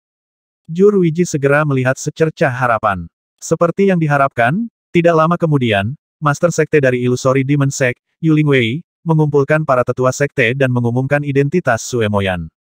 Sementara Yu Lingwei masih menganggap Sue Moyan sebagai muridnya, semua orang tahu bahwa Sue Moyan tidak memiliki harapan untuk menjadi pemimpin sekte iblis ilusi. Posisi miliknya secara alami diambil oleh Ju Ruiji. Baru-baru ini, Ju Ruiji dipenuhi dengan kebanggaan. Dia tidak melewatkan kesempatan untuk mengkritik Sue Moyan. Melihat kehebohan itu, dia segera bergegas. Saya tidak memiliki hubungan yang mendalam dengan Junior Brother Qin, kata Sue Moyan dengan kasar. Tidak ada koneksi, Ju Ruiji tertawa rendah dan mendecakkan lidahnya. Tidak ada apa-apa di antara kalian berdua, namun dia memberimu mata air kehidupan tidak ada hubungannya, tapi dia memberikan tubuh leluhur darah kepada ayahmu tidak ada hubungannya, namun dia masih mempertaruhkan nyawanya untuk Bloodfin Sect. Saya mendengar orang mengatakan bahwa Anda menukar semua ini dengan tubuh Anda. Saya ingin tahu apakah itu benar atau tidak. Suaranya tidak rendah ketika dia berbicara. Praktisi bela diri yang memperhatikan pasangan itu menoleh dengan kaget. Dia sengaja mempersulit Sue Moyan. Tubuh Sue Moyan membeku. Berhenti sejenak, dia menggigit bibirnya dan kemudian berkata dengan dingin, Saudari Junior Ju. Kendalikan mulutmu. Dia dan Ju Ruiji berasal dari sekte yang sama. Sekte Iblis Ilusi telah membantu seluruh keluarganya, jadi meskipun dia telah meninggalkan sekte Iblis Ilusi, dia tidak ingin bertarung dengan mereka. Haha. Kenapa apakah tebakanku benar? Mata Ju Ruiji menjadi dingin. Dia mengangkat alisnya dan mendengus. Kamu pikir kamu masih jenius dari Illusory Demon Sect? Harapan masa depan sekte ini. Sekte Bloodfin hari ini harus bergantung pada Illusory Demon Sect di banyak area. Bahkan setting Sun Islands di mana Bloodfin Sect berada, sebenarnya, adalah milik Illusory Demon Sect. Banyak anggota Illusory Demon Secte memiliki rasa superioritas ketika menghadapi orang-orang dari Bloodfin Sect. Mereka berpikir bahwa Bloodfin Sect hanya ada sampai hari itu karena bantuan ilusi Demon Sect. Mereka juga berpikir bahwa alasan Sekte Iblis Darah dapat muncul kembali secara publik adalah karena Sekte Iblis Ilusi membantu dengan menghubungi Gunung Pedang Surgawi dan Sekte Terminator. Mereka berpikir bahwa Illusory Demon Sect membantu Bloodfin Sect menghapus status mereka sebagai sekte jahat yang tidak ortodoks. Bloodfin Sect dari setting Sun Islands mengambil Gold Sun Island di bawah mereka, dan banyak orang tidak puas dengan ini dan bagaimana mereka juga mengambil alih wilayah keluarga Pan, Blue Moon Valley dan faksi lokal lainnya. Salah satu alasannya adalah Wenben membuat irisan, memanfaatkan fakta bahwa orang lain tidak mengetahui hubungan dekat antara Yu Lingwei dan Mo Lingye. Banyak dari mereka berpikir bahwa Bloodfiend Sect tidak tahu berterima kasih, dan Bloodfiend Sect mengikis wilayah dan keuntungan mereka. Karena ini, bukan hanya Juruiji, banyak anggota Sekte Iblis Ilusi yang lebih tua tidak menyukai Sue Moyan dan Sekte Bloodfiend. Jika Yu Lingwei tidak menjelaskan pendapatnya tentang masalah ini, Sekte Iblis Ilusi dan Sekte Iblis Darah kemungkinan besar sudah terlibat konflik. Aku tidak ingin berbicara denganmu lagi. Sue Moyan menarik napas dalam-dalam untuk menenangkan dirinya. Dia tidak langsung meledak. Tanpa menunggu Qin Lai keluar, dia pergi. Tidak tahu malu. Juruiji menatap punggungnya dan memutar mulutnya saat dia berteriak dengan kasar. Tubuh Sue Moyan bergetar. Dia bertahan. Dia tidak berbalik dan bergerak lebih cepat. Juruiji mengangkat kepalanya dengan ekspresi bangga, matanya penuh dengan penghinaan. Tanpa bantuan Illusory Demon Sect, 1000 tahun yang lalu, Bloodfiend Sect yang saat ini berada di setting Sun Islands akan dimusnahkan sampai akhir. Dan Anda membalas dengan mencuri kekuatan Pulau Matahari Emas, Keluarga Pan, Lembah Bulan Biru, dan juga Istana Awan Hitam dan Paviliun Laut Surgawi. Ketika dia mengucapkan kata-kata itu, banyak anggota Illusory Demon Sekte memasang ekspresi tidak suka. Di mata mereka, Pulau Matahari Emas, Keluarga Pan, dan Lembah Bulan Biru semuanya adalah kekuatan Sekte Setan Ilusi. Karena Istana Awan Hitam dan Paviliun Laut Surgawi dekat dengan Sekte Setan Ilusi, mereka seharusnya yang mengambil alih. Namun wilayah yang sangat besar ini sekarang berada di bawah pengawasan setting Sun Island dan wilayah Bloodfiend Sect. Banyak anggota Illusory Demon Sekte tidak bisa mentolerir ini. Ya, wilayah Sekte Bloodfiend awalnya di benua bencana surgawi. Luo Kexin dari Sekte Artefak Surgawi berpikir sejenak dan kemudian tersenyum tipis. Dia berkata, mereka tidak dapat kembali ke benua bencana surgawi sekarang sehingga mereka membangun kembali diri mereka sendiri di wilayah yang awalnya merupakan wilayah Sekte Iblis-Iblis. Mereka jelas mengganggu Sekte Iblis Ilusi, tidak heran mereka sangat marah. Bang bang bang. Saat orang-orang di luar berbicara, sebuah ruangan di dalam kapal meledak. Qin Lai yang acak-acakan menyerbu, hangus hitam karena kilat. Apa yang dilakukan begitu banyak orang di sini? Ketika dia keluar, dia terdiam dan berteriak kaget. Hampir 100 praktisi bela diri yang berasal dari berbagai kekuatan berkumpul di kapal udara raksasa. Luo Chen, Du Xiangyang, Chu Li, Yu Men, dan Feng Yiyu baik sekutunya dan musuhnya di makam dewa ada di sini. Qin Lai sangat bingung dengan pertemuan tak terduga ini. Dia belum pernah mendengar pertengkaran mulut Sue Moyan dan Juruiji sebelumnya. Oleh karena itu, dia tidak tahu bahwa Sue Moyan telah datang dan kemudian pergi dengan marah karena kata-kata ejekan Juruiji. Apa yang kalian semua lakukan? Dia mengerutkan kening dan menatap Chu Li dengan wajah penuh kecurigaan. Mereka menunggumu, kurasa. Chu Li mengangkat bahu. Kamu akhirnya keluar. Du Xiangyang mendekat dengan senyum ceria di wajahnya. Luo Chen dan aku datang untuk minum bersamamu. Luo Chen dari Gunung Pedang Surgawi saat ini berpakaian putih dan membawa dirinya seperti pedang tajam. Dia menarik sudut mulutnya sedikit dan mengangguk sebagai bentuk salam ketika dia melihat Qin Lai melihat ke arahnya. Pada awalnya, dia dan Qin Lai adalah musuh bebuyutan yang perlahan memperbaiki hubungan mereka dari waktu ke waktu. Pada akhirnya, mereka menyelesaikan dendam lama dan menjadi teman setelah berjuang bersama sebagai kawan. Perasaan sakit di antara keduanya sudah lama hilang. Apakah kamu Qin Lai? Tian Yu berjalan mendekat. Aura sekuat binatang buas raksasa tiba-tiba muncul dari tubuh mungilnya. Dalam sekejap, sejumlah besar kekuatan hidup tiba-tiba keluar dari tubuhnya seperti air sungai. Auranya mengalir ke Qin Lai dan membuatnya merasa seolah-olah ada sungai yang mencoba membanjirinya. Ekspresi Qin Lai sedikit berubah dan bertanya dengan heran, siapa dia? Dia kakak perempuan Yu Men, Tian Yu. Dia juga orang dengan konstitusi terkuat dari semua pemuda tanah kekacauan. Dia mungkin seorang wanita, tetapi kekuatan tempurnya benar-benar menakutkan. Du Xiangyang menjelaskan secara singkat dengan ekspresi bermasalah sebelum berkata, abaikan saja dia dan pergi. Chu Li dan Luo Chen berdiri di samping Qin Lai di sisi kiri dan kanannya. Kakak senior Tian Yu, Qin Lai belum cukup stabil setelah dia keluar dari pengasingannya. Tidakkah Anda pikir Anda harus mencari waktu dan tempat lain bahkan jika Anda ingin membuat tantangan Anda? Chu Li berkata dengan ekspresi tidak senang di wajahnya. Juga, kami bersaudara sudah lama tidak bertemu. Kami ingin mencari tempat di mana kami bisa berbicara sendiri. Mengapa kamu begitu cemas tentang bisnis orang lain? Luo Kexin dari Sekte Artefak Surgawi terkikik. Sambil cekikikan, dia berjalan dan membuka 10 jarinya yang halus. Mereka semua berkilau dengan kilau seperti batu giok. Cincin spasial di jari-jarinya terpancar dengan riak energi roh yang jelas seolah-olah artefak roh yang tersembunyi di dalamnya akan meledak ke tempat terbuka setiap saat. Junior Qin, kan katanya sambil tersenyum. Aku dengar kamu telah merusak beberapa artefak roh adik laki-lakiku ketika kamu berada di makam dewa, bukan hehe, kebetulan aku punya lebih banyak artefak roh yang bisa kamu uji keberanianmu. Minggir, Luo Kexin. Tian Yu mendengus dan mengayunkan tinjunya. Dia berkata, kamu berada di tahap akhir dari rilem pemenuhan, dan dia hanya pada tahap awal. Plus, Anda dipersenjatai dengan artefak roh. Pertempuran ini sama sekali tidak adil. Dan menurutmu pertarunganmu adil, Luo Kexin berkata dengan kesal. Tentu saja, Tian Yu mengangkat kepalanya dan berkata secara alami, aku tidak akan menggunakan sedikit pun energi roh untuk melawannya. Saya juga tidak akan menekannya dengan ranah atau artefak roh saya. Tinjuku akan menjadi satu-satunya senjataku. Baiklah, kamu boleh pergi dulu. Luo Kexin berhenti mendekati Qin Lai sambil terkikik. Kamu tidak takut? Kanju Ruiji mengangkat suaranya dengan mata yang sedikit dingin.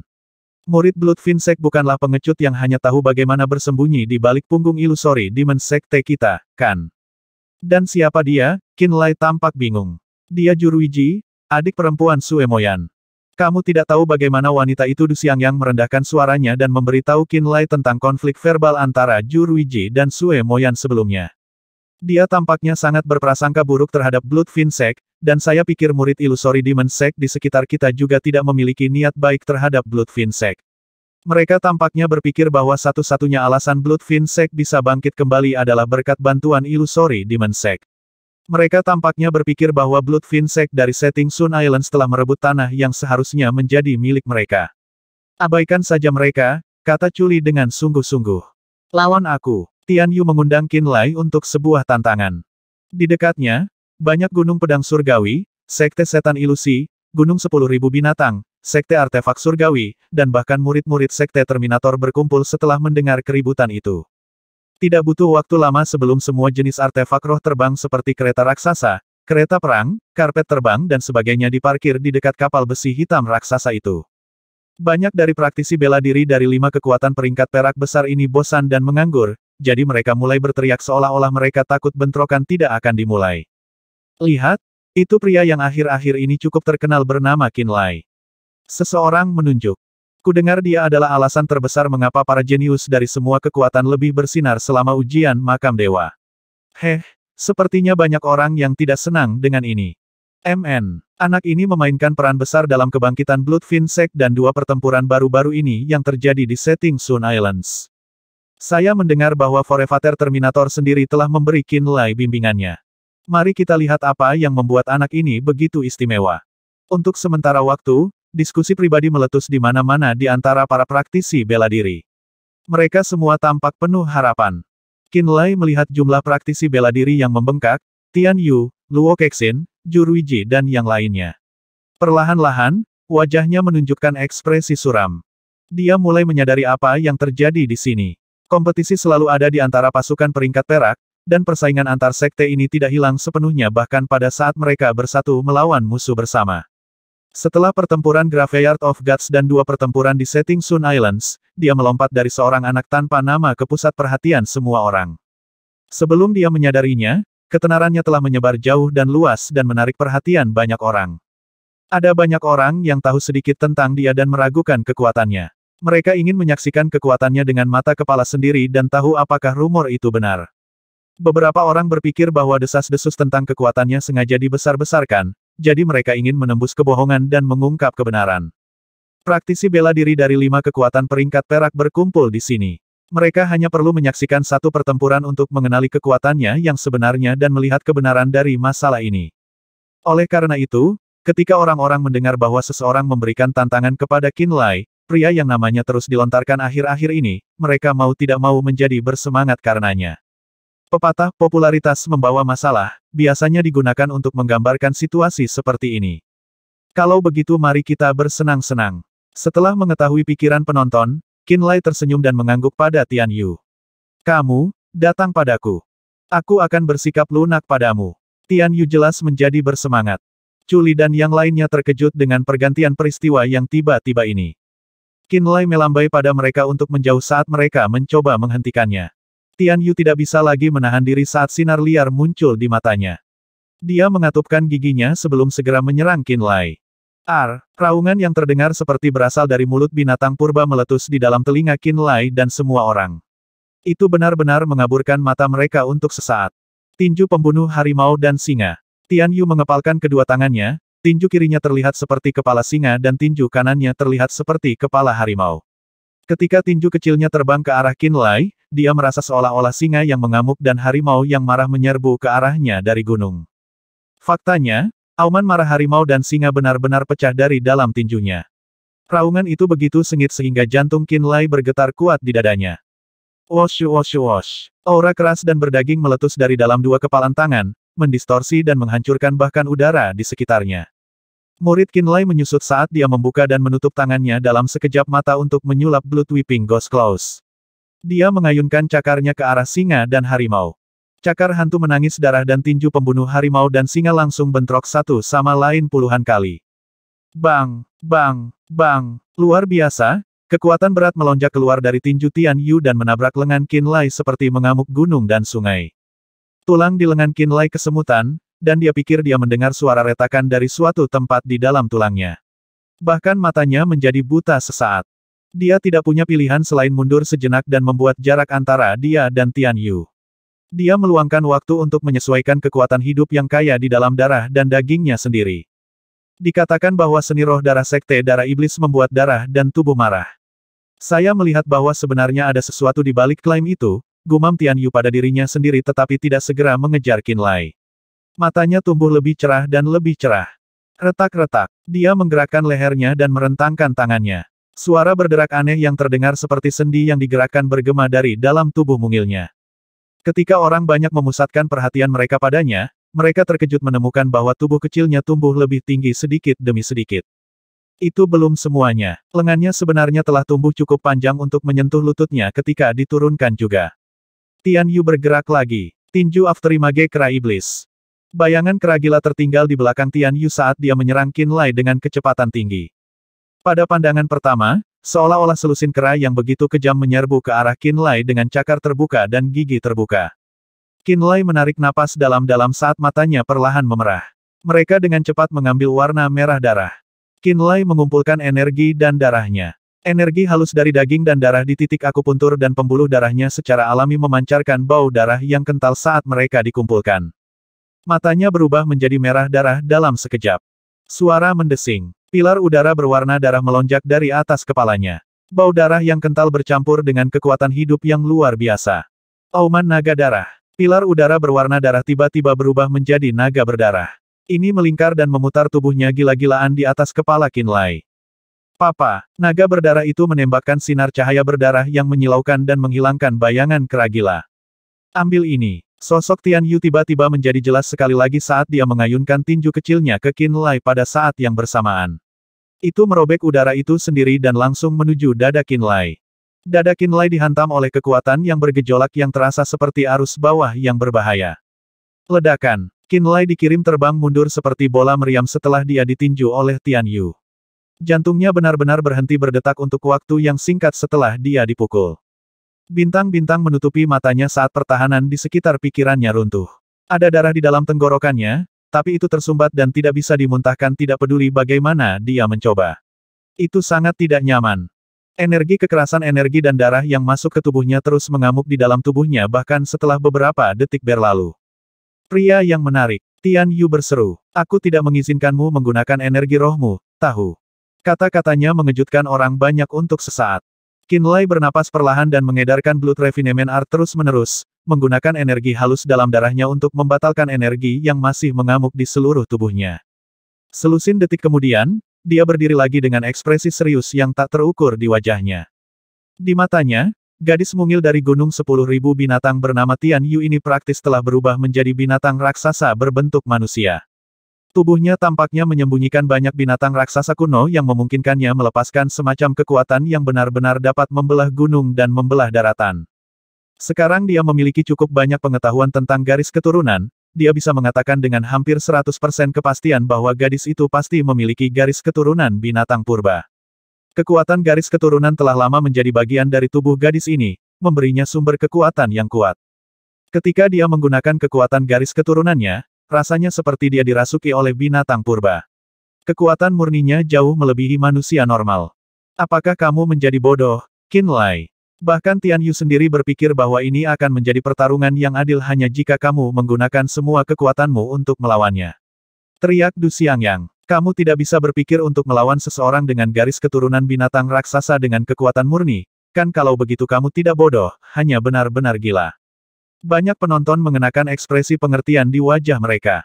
Banyak orang tahu bahwa Tian Yu berbeda dari orang normal. Mereka semua curiga bahwa dia memiliki garis keturunan binatang purba, karena tidak mungkin dia bisa sekuat dirinya.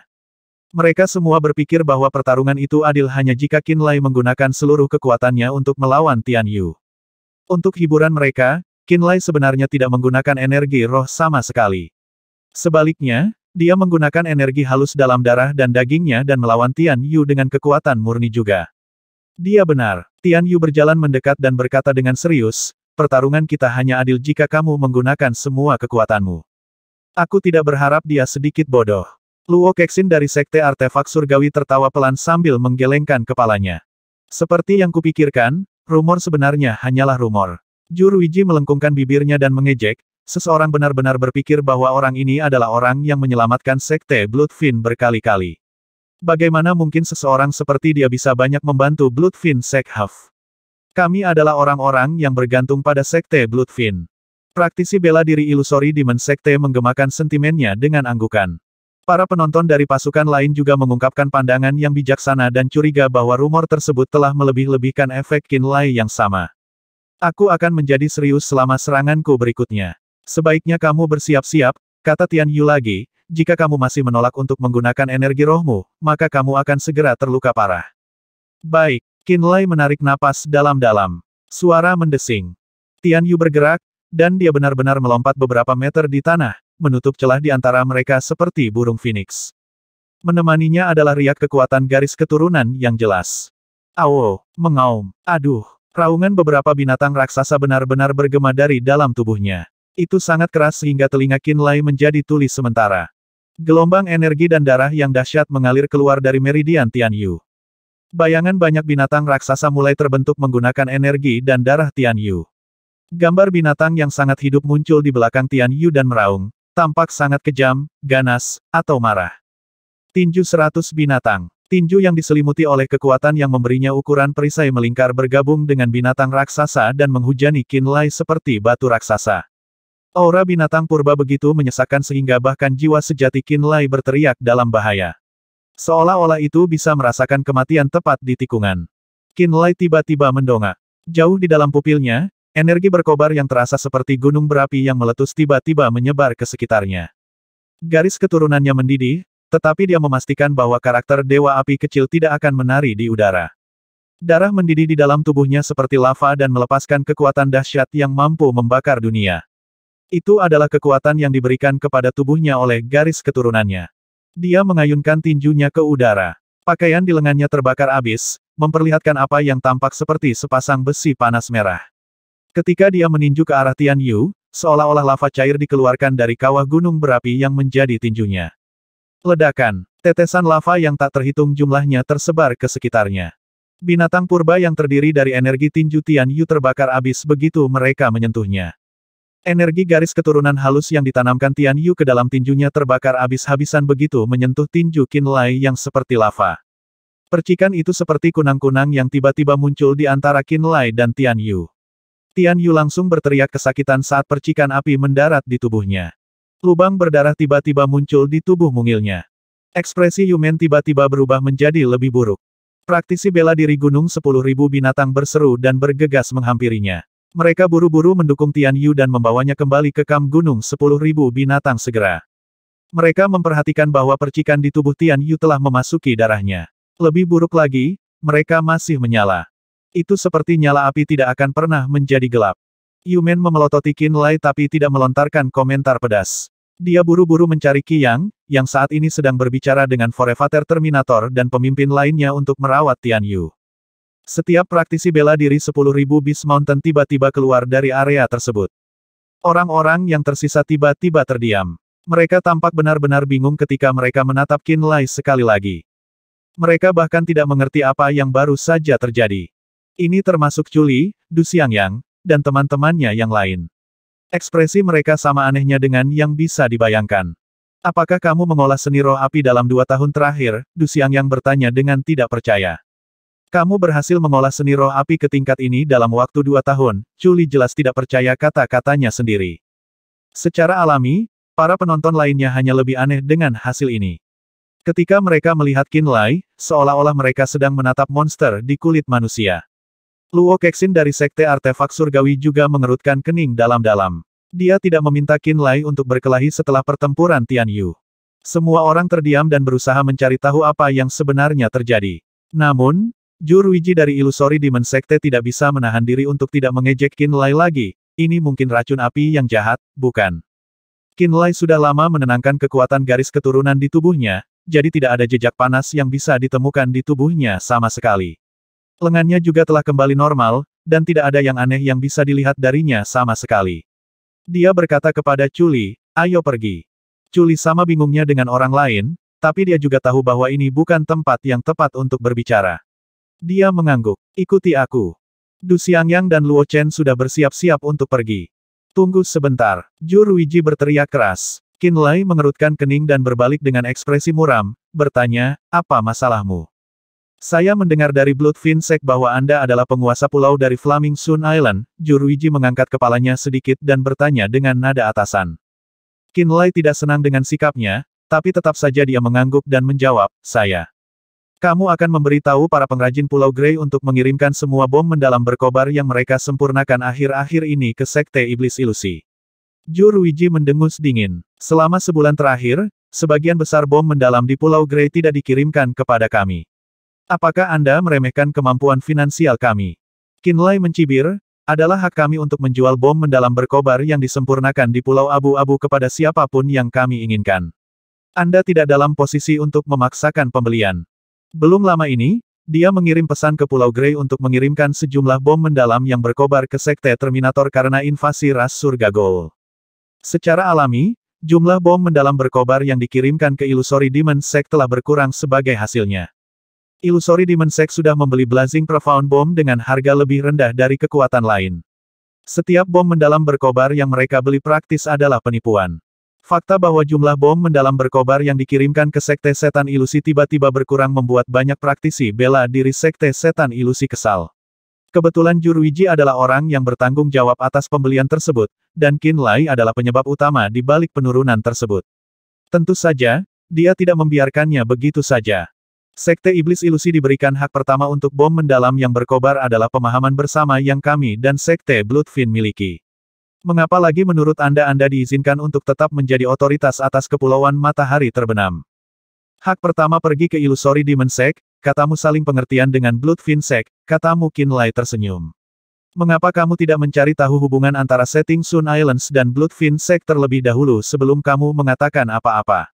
Dia kemudian berbalik dan berkata kepada ketiga temannya, ayo pergi. Chuli terkekeh dan membawa mereka menaiki kereta perang kristal, mengabaikan Juruiji. Qin Lai, Du Xiangyang dan Luo Chen menaiki kereta di belakangnya. Kepulauan Matahari Terbenam hanyalah kekuatan bawahan di bawah Sekte Fin Darah, bukan apa yang bisa dibanggakan. Juruiji berkata dengan nada meremehkan.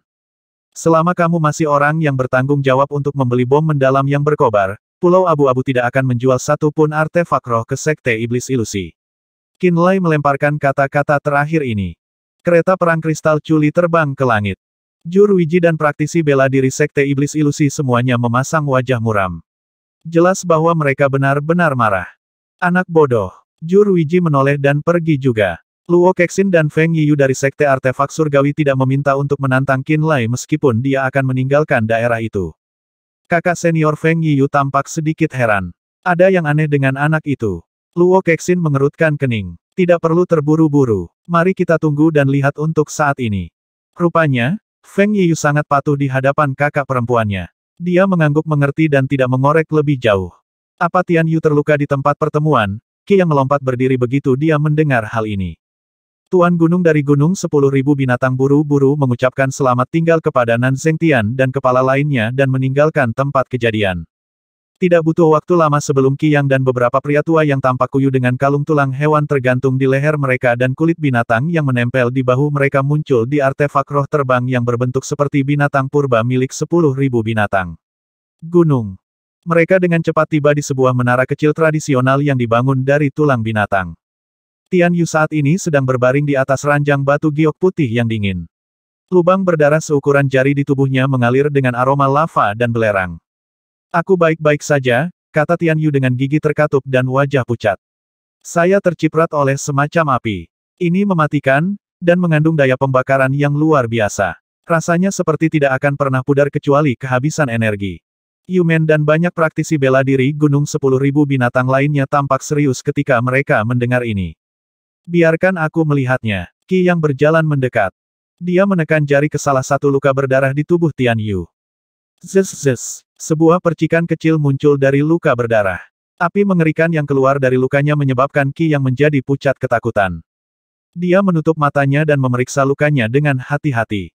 5 menit penuh kemudian, semuanya, tolong tinggalkan ruangan sekarang.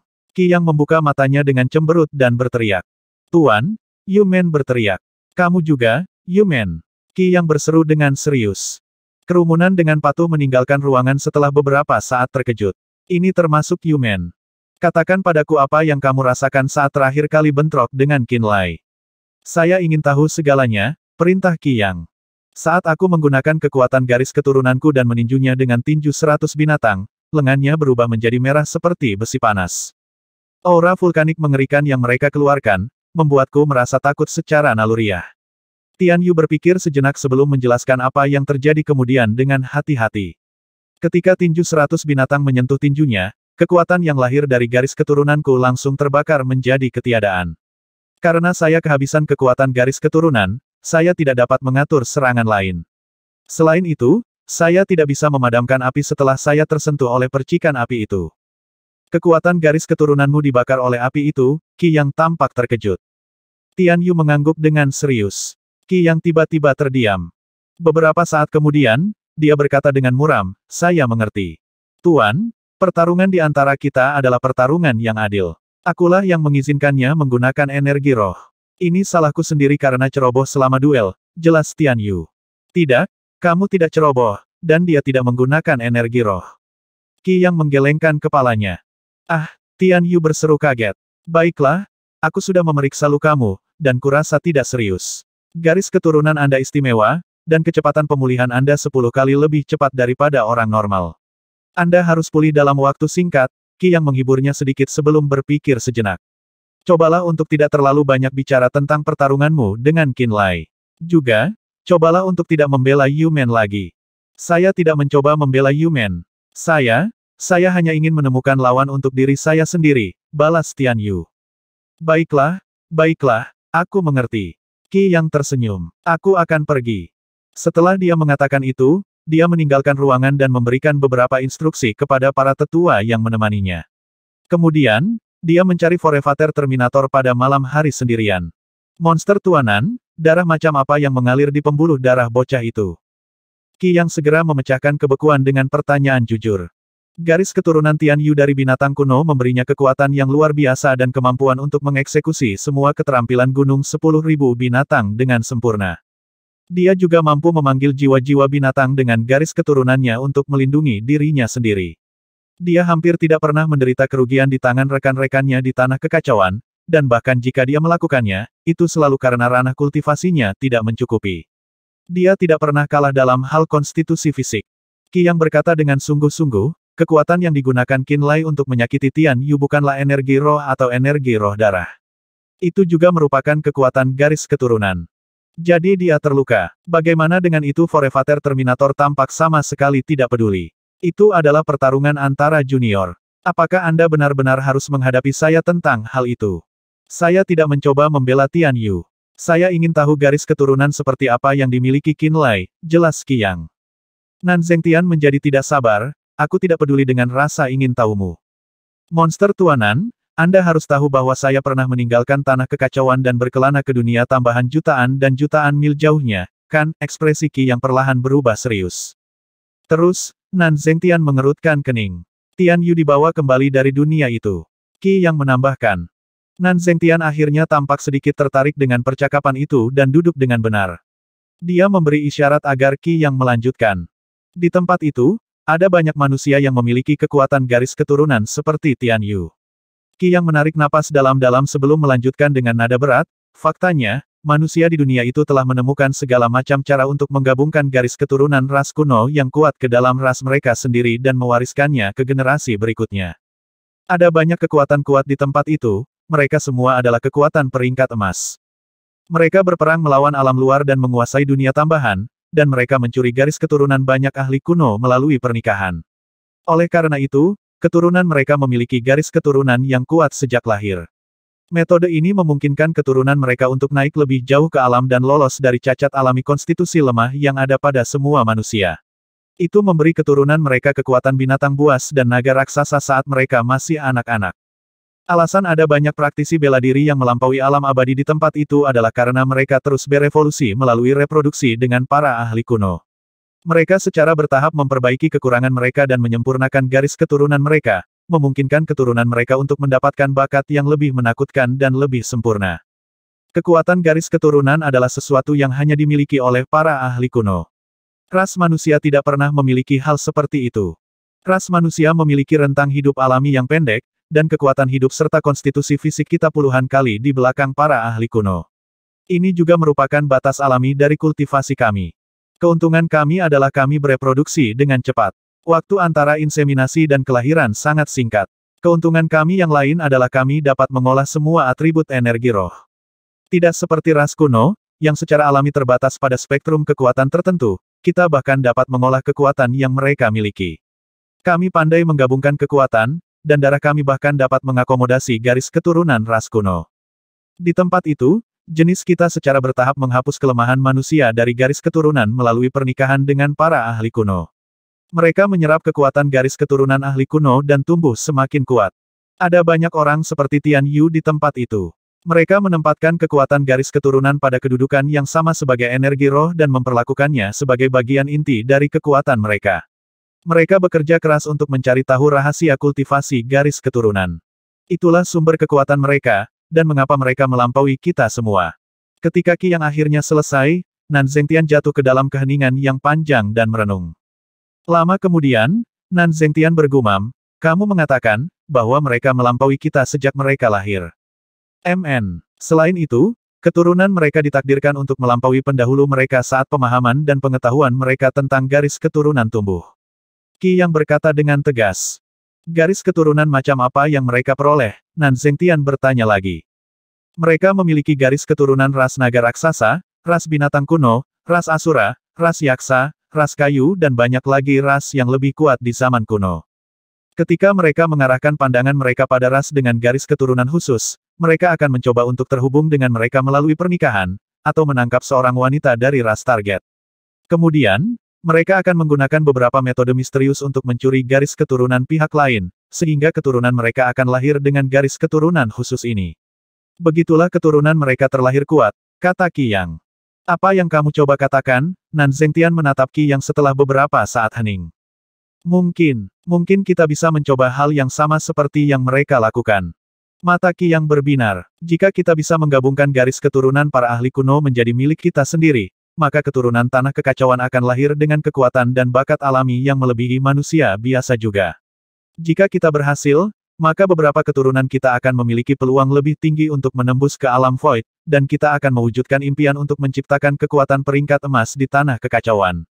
Itu bukan ide yang buruk. Nan Zhengtian memberinya senyum aneh. Qi Yang berkata dengan penuh semangat, Tian Yu memiliki garis keturunan binatang kuno. Saya bisa menikahinya dengan Chu Li, dan memberikan anaknya ke Sekte Terminator. Saya juga memiliki seorang putri yang dapat saya nikahi dengan Qin Lai.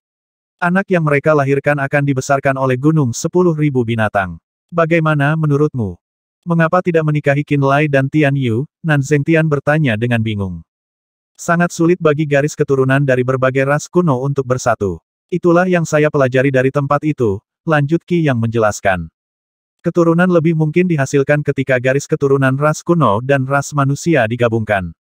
Di sisi lain, hampir tidak mungkin bagi dua makhluk dari ras kuno yang berbeda untuk menghasilkan keturunan. Itu karena perebutan dominasi antara dua garis keturunan yang berbeda akan sering membunuh ibu dan anak selama tahap bayi. Sementara Qinlai dan Tian Yu sama-sama manusia, garis keturunan yang mereka miliki jelas berbeda. Sangat mungkin bahwa garis keturunan mereka akan berbenturan satu sama lain jika mereka bercampur. Oleh karena itu, tidak mungkin bagi mereka untuk melahirkan anak. Oh, begitu, seru Nan Zhengtian dalam kesadaran. Jika Anda benar-benar tertarik, mengapa saya tidak meminta Asura Rache untuk mengirim beberapa wanita kepada Anda? Anda dapat mencoba membuat keturunan Anda sendiri. Seperti yang Anda tahu, beberapa betina dari ras Asura terlihat cukup bagus. Qi yang tersipu meskipun usianya dan menggelengkan kepalanya. Tidak, itu tidak akan berhasil. Metode khusus diperlukan bagi manusia dan ahli kuno untuk mereproduksi secara langsung dengan sukses. Bahkan pasukan peringkat emas di sana harus bereksperimen dan mengorbankan siapa yang tahu berapa banyak subjek tes untuk akhirnya menemukan metode. Kami tidak memiliki sumber daya untuk mencobanya. Kemudian diselesaikan. Kami akan membahas ini nanti, kata Forefather Terminator dengan serius. Garis keturunan apa yang dimiliki Qinlai, Qi yang tidak menyerah? Aku juga tidak tahu. Ketika saya tahu, saya akan memberitahu Anda, kata Forefather Terminator acuh tak acuh. Baik, Qi yang berdiri dengan kecewa dan berjalan keluar. Nenek moyang Terminator mengerutkan kening. Setelah berpikir sebentar, dia menghubungi Suran dan Lei Yan menggunakan energi jiwanya. Segera setelah itu, Suran, istrinya, dan Lei Yan datang bersama. Qi yang baru saja datang dan dia mengatakan beberapa hal yang menurut saya menarik. Nenek moyang Terminator mengulangi apa yang telah dia diskusikan dengan Qi Yang. Kemudian dia bertanya, bagaimana menurutmu? Suran, Tong Zhenzhen, dan Lei Yan tahu situasi Qinlai. Perdagangan garis keturunan, Suran menggosok dagunya dan berkata dengan lucu, hanya Qi Yang yang bisa memikirkan ini. Saran Qi Yang tidak buruk. Lei Yan penuh minat. Tatapan Forefather Terminator melewati Suran dan Lei Yan untuk mendarat di Tong Zhenzhen. Kakak ipar, bagaimana menurutmu? Garis keturunan Qinlai jauh lebih berharga daripada Tian Yu. Jika kita melakukan perdagangan ini, Gunung 10.000 binatang akan membuat penawaran yang bagus. Tong Zhenzhen membahas masalah ini dengan serius. Saya memiliki beberapa pengetahuan tentang tempat yang dikunjungi Qi Yang. Menurut apa yang saya tahu, tidak ada kekuatan yang bisa mencuri garis keturunan ras dewa. Ekspresi Lei Yan berubah. Jadi Qinlai sangat spesial. Nenek moyang Terminator juga menunjukkan minat yang besar. Apakah sulit untuk mendapatkan garis keturunan ras dewa? Setelah pertempuran 100 ras kuno yang hebat, ras dewa pergi ke ruang yang jauh. Mereka sudah pergi terlalu lama. Pasukan peringkat emas manusia saat ini tidak dapat menjelajahi medan perang galaksi, jadi meskipun mereka aktif di dunia tambahan, belum ada berita tentang ras dewa. Mereka tidak dapat menemukannya. Tong Zhenzhen berpikir saat dia berbicara. Mereka bahkan tidak dapat menemukan anggota ras dewa, bagaimana mereka bisa mencuri garis keturunan mereka? Bagaimana dengan Qinlai jika tidak ada yang bisa mencuri garis keturunan mereka? Bagaimana Anda menjelaskan Qinlai? Lei Yan bertanya dengan bingung. Aku juga tidak bisa memahami ini. Tong Zhenzhen menggelengkan kepalanya. Semua orang menjadi diam. Setelah beberapa saat, Suran berkata perlahan. Qinlai adalah cucu orang itu, dia pasti memiliki latar belakang yang bagus, dan garis keturunannya juga penting. Menurut pendapat saya, bahkan jika kita memutuskan untuk menggunakan garis keturunannya untuk berkembang biak, itu tidak boleh dengan Putri Qi Yang. Mata Lei Yan tiba-tiba menyala. Dia berkata, Sekte Terminator kami juga memiliki banyak gadis baik. Penatua Sen, bagaimana dengan cucunya? Maksudmu Sen Yue? Ketertarikan Suran tergerak. Gadis itu adalah kandidat yang baik. Tong Zhenzhen juga mengangguk dan berkata, garis keturunan ras Dewa Qinlai mungkin merupakan keberuntungan bagi masa depan Sekte Terminator jika bunga itu mekar melalui Sen Yue. Kakak, bagaimana menurutmu? Lei Yan menjadi tertarik. Apakah ada yang ingin Anda tambahkan? Qi yang mungkin telah mengarahkan kita ke arah yang tidak biasa, tetapi ini mungkin benar-benar berhasil. Mengenai garis keturunan ras Dewa Qinlai, hanya kami yang tahu. Jika kita bisa menggunakannya dengan baik dan membuatnya dan Sen Yue melahirkan anak, mata Suran menjadi cerah. Anak itu akan menjadi masa depan Sekte Terminator. Itu sangat mungkin menjadi benih yang akan mengubah semua tanah kekacauan. Saudara laki-laki, Lei Yan berteriak. Suran dan istrinya juga melihat Forefather Terminator. Alis nenek moyang Terminator berkerut saat dia berpikir lama. Dia mengangguk dan berkata kepada Suran, pergi dan bicaralah secara pribadi dengan Penatua Sen. Minta dia membujuk Sen Yue untuk lebih banyak berinteraksi dengan Qinlai. Ketika seorang wanita mengejar seorang pria, Itu jauh lebih mudah. Shen Yue bagus dalam semua aspek. Jika itu hanya untuk seorang anak seharusnya tidak sulit. Senyum Suran ambigu. Kakak ipar, tolong pikirkan jika ada ras yang atribut garis keturunannya mirip dengan Qin Lai. Ketika saatnya tiba, saya akan menemukan alasan untuk menipu Qiyang. Setelah jeda singkat, Forevater Terminator melanjutkan, beritahu Qin Lai untuk berhati-hati dan tidak mengungkapkan garis keturunannya dalam keadaan apapun untuk menghindari menarik terlalu banyak masalah. MN. Tong Zhen mengakui. Setelah 4 kepala sekte Terminator mencapai kesepakatan, mereka segera berpisah dan melanjutkan urusan mereka sendiri. Di sisi lain, Jur Wiji kembali ke sisi sekte iblis ilusi dan menemukan Sisi Uling. Dia mengeluh kepada Sisi Uling tentang kesombongan Qin Lai. Banyak bawahan Sisi Uling juga telah melihat pertempuran Qin Lai dan Tian Yu. Mereka telah melihat konflik Jur Wiji dengan Qin Lai dan menambahkan beberapa detail, melebih-lebihkan beberapa di antaranya. Kenapa kau memberitahuku ini? Bukankah kamu harus pergi dengan ini ke tuanmu? Ekspresi Sisi Uling menunjukkan ketidakberdayaan. Tuan memperlakukan kakak senior Sue seperti putrinya sendiri. Apa gunanya mengatakan ini padanya? Dia secara alami akan melindungi sekte Fin Darah dan Qin Lai itu.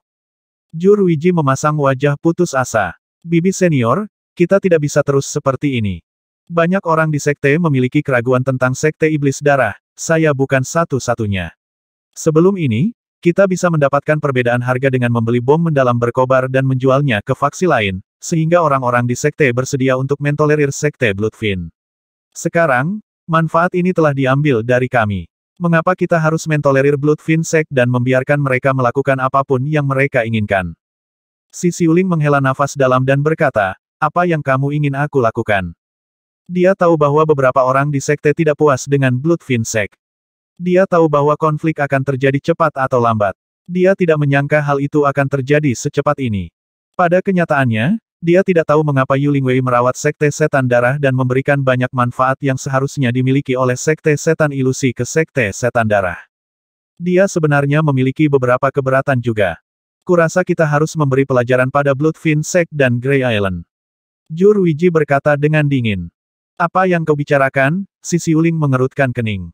Praktisi dan seniman bela diri Bloodfin Sekte dan Pulau Abu-Abu tidak dapat melakukan apapun tanpa semua jenis bahan roh.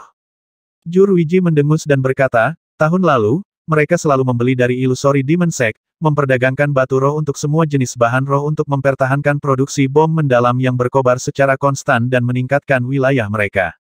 Tanpa kami memasok mereka dengan materi roh, kultivasi mereka akan terhambat, dan penempaan artefak mereka akan terhenti. Sisi Uling juga bereaksi. Kekuatan terbesar dalam jangkauan setting Sun Islands adalah Illusory Demon Sect. Bloodfin Sect dan Grey Island harus melalui Illusory Demon Sect untuk membeli banyak material aneh untuk ditempa dan dikultivasi. Bloodfin Sect telah menyiapkan formasi teleportasi item, tetapi tidak semua material roh dapat dikirim melaluinya. Banyak ramuan roh dan bahan roh akan rusak oleh getaran spasial dan tidak dapat diangkut melalui formasi.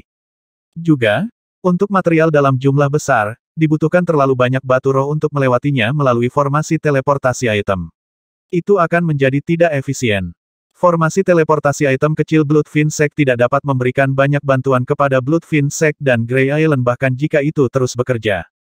Juga, ketika pasukan lain meminta untuk membeli Blazing Profound Bomb dari Bloodfin Sect, mereka hampir selalu mengirim batu roh, dan bukan bahan roh. Jika Illusory Demon Sekte tidak menjual mereka bahan untuk budidaya dan penempaan, budidaya praktisi bela diri Bloodfin Sekte dan artefak menempa di Grey Island akan memiliki masalah pasokan yang parah. Jika Qin Lai tidak menjual bom mendalam yang berkobar kepada kita, mengapa kita harus bersikap sopan kepada mereka bibi senior? Jika kita tidak memberi mereka pelajaran, mereka akan menjadi lebih arogan. Sisi Uling tetap diam selama pembicaraan menakutkan Jur Wiji. Sisi Uling berpikir sejenak dan merasa bahwa Jur Wiji benar. Dia mengangguk dan berkata, kalau begitu mari kita beri mereka pelajaran kecil. Serahkan padaku. Jur Wiji tersenyum dingin. Baiklah, jangan berlebihan, kata Sisi Uling. Saya tahu. Malam, di atas pulau terpencil yang menjulang di atas lautan luas, Qin Lai, Chu Li, dan yang lainnya memarkir kereta perang kristal mereka dan mulai minum sepuasnya. Mereka bisa melihat banyak artefak terbang di awan di atas kepala mereka yang seperti binatang buas yang sangat besar. Kadang-kadang kereta yang berkedip akan berkedip-kedip di langit. 5 kekuatan peringkat perak besar masih bertemu di awan. Hanya sedikit lebih dari setahun dan semua orang telah memasuki alam pemenuhan. Tampaknya kesulitan di Graveyard Gods bermanfaat bagi pertumbuhan kami. Du Xiangyang minum dengan satu tangan terciprat ke air. Dia memiliki senyum cerah. Du Xiangyang, Chu Li, dan Luo Chen telah berada di tahap akhir alam Nether Passage ketika mereka meninggalkan makam dewa. Masing-masing dari mereka telah sangat maju, menembus batas mereka, dan berhasil memasuki alam pemenuhan. Mereka adalah orang-orang jenius dan penting dalam faksi mereka sendiri. Mereka memperoleh sisa-sisa elit kuno untuk sekte mereka dari Qinlai. Akibatnya, sekte mereka bahkan lebih memikirkan mereka. Setelah pengadilan di makam dewa, Qinlai dan ketiga orang ini membangun hubungan persahabatan dan mencapai kesepakatan tak terucapkan. 750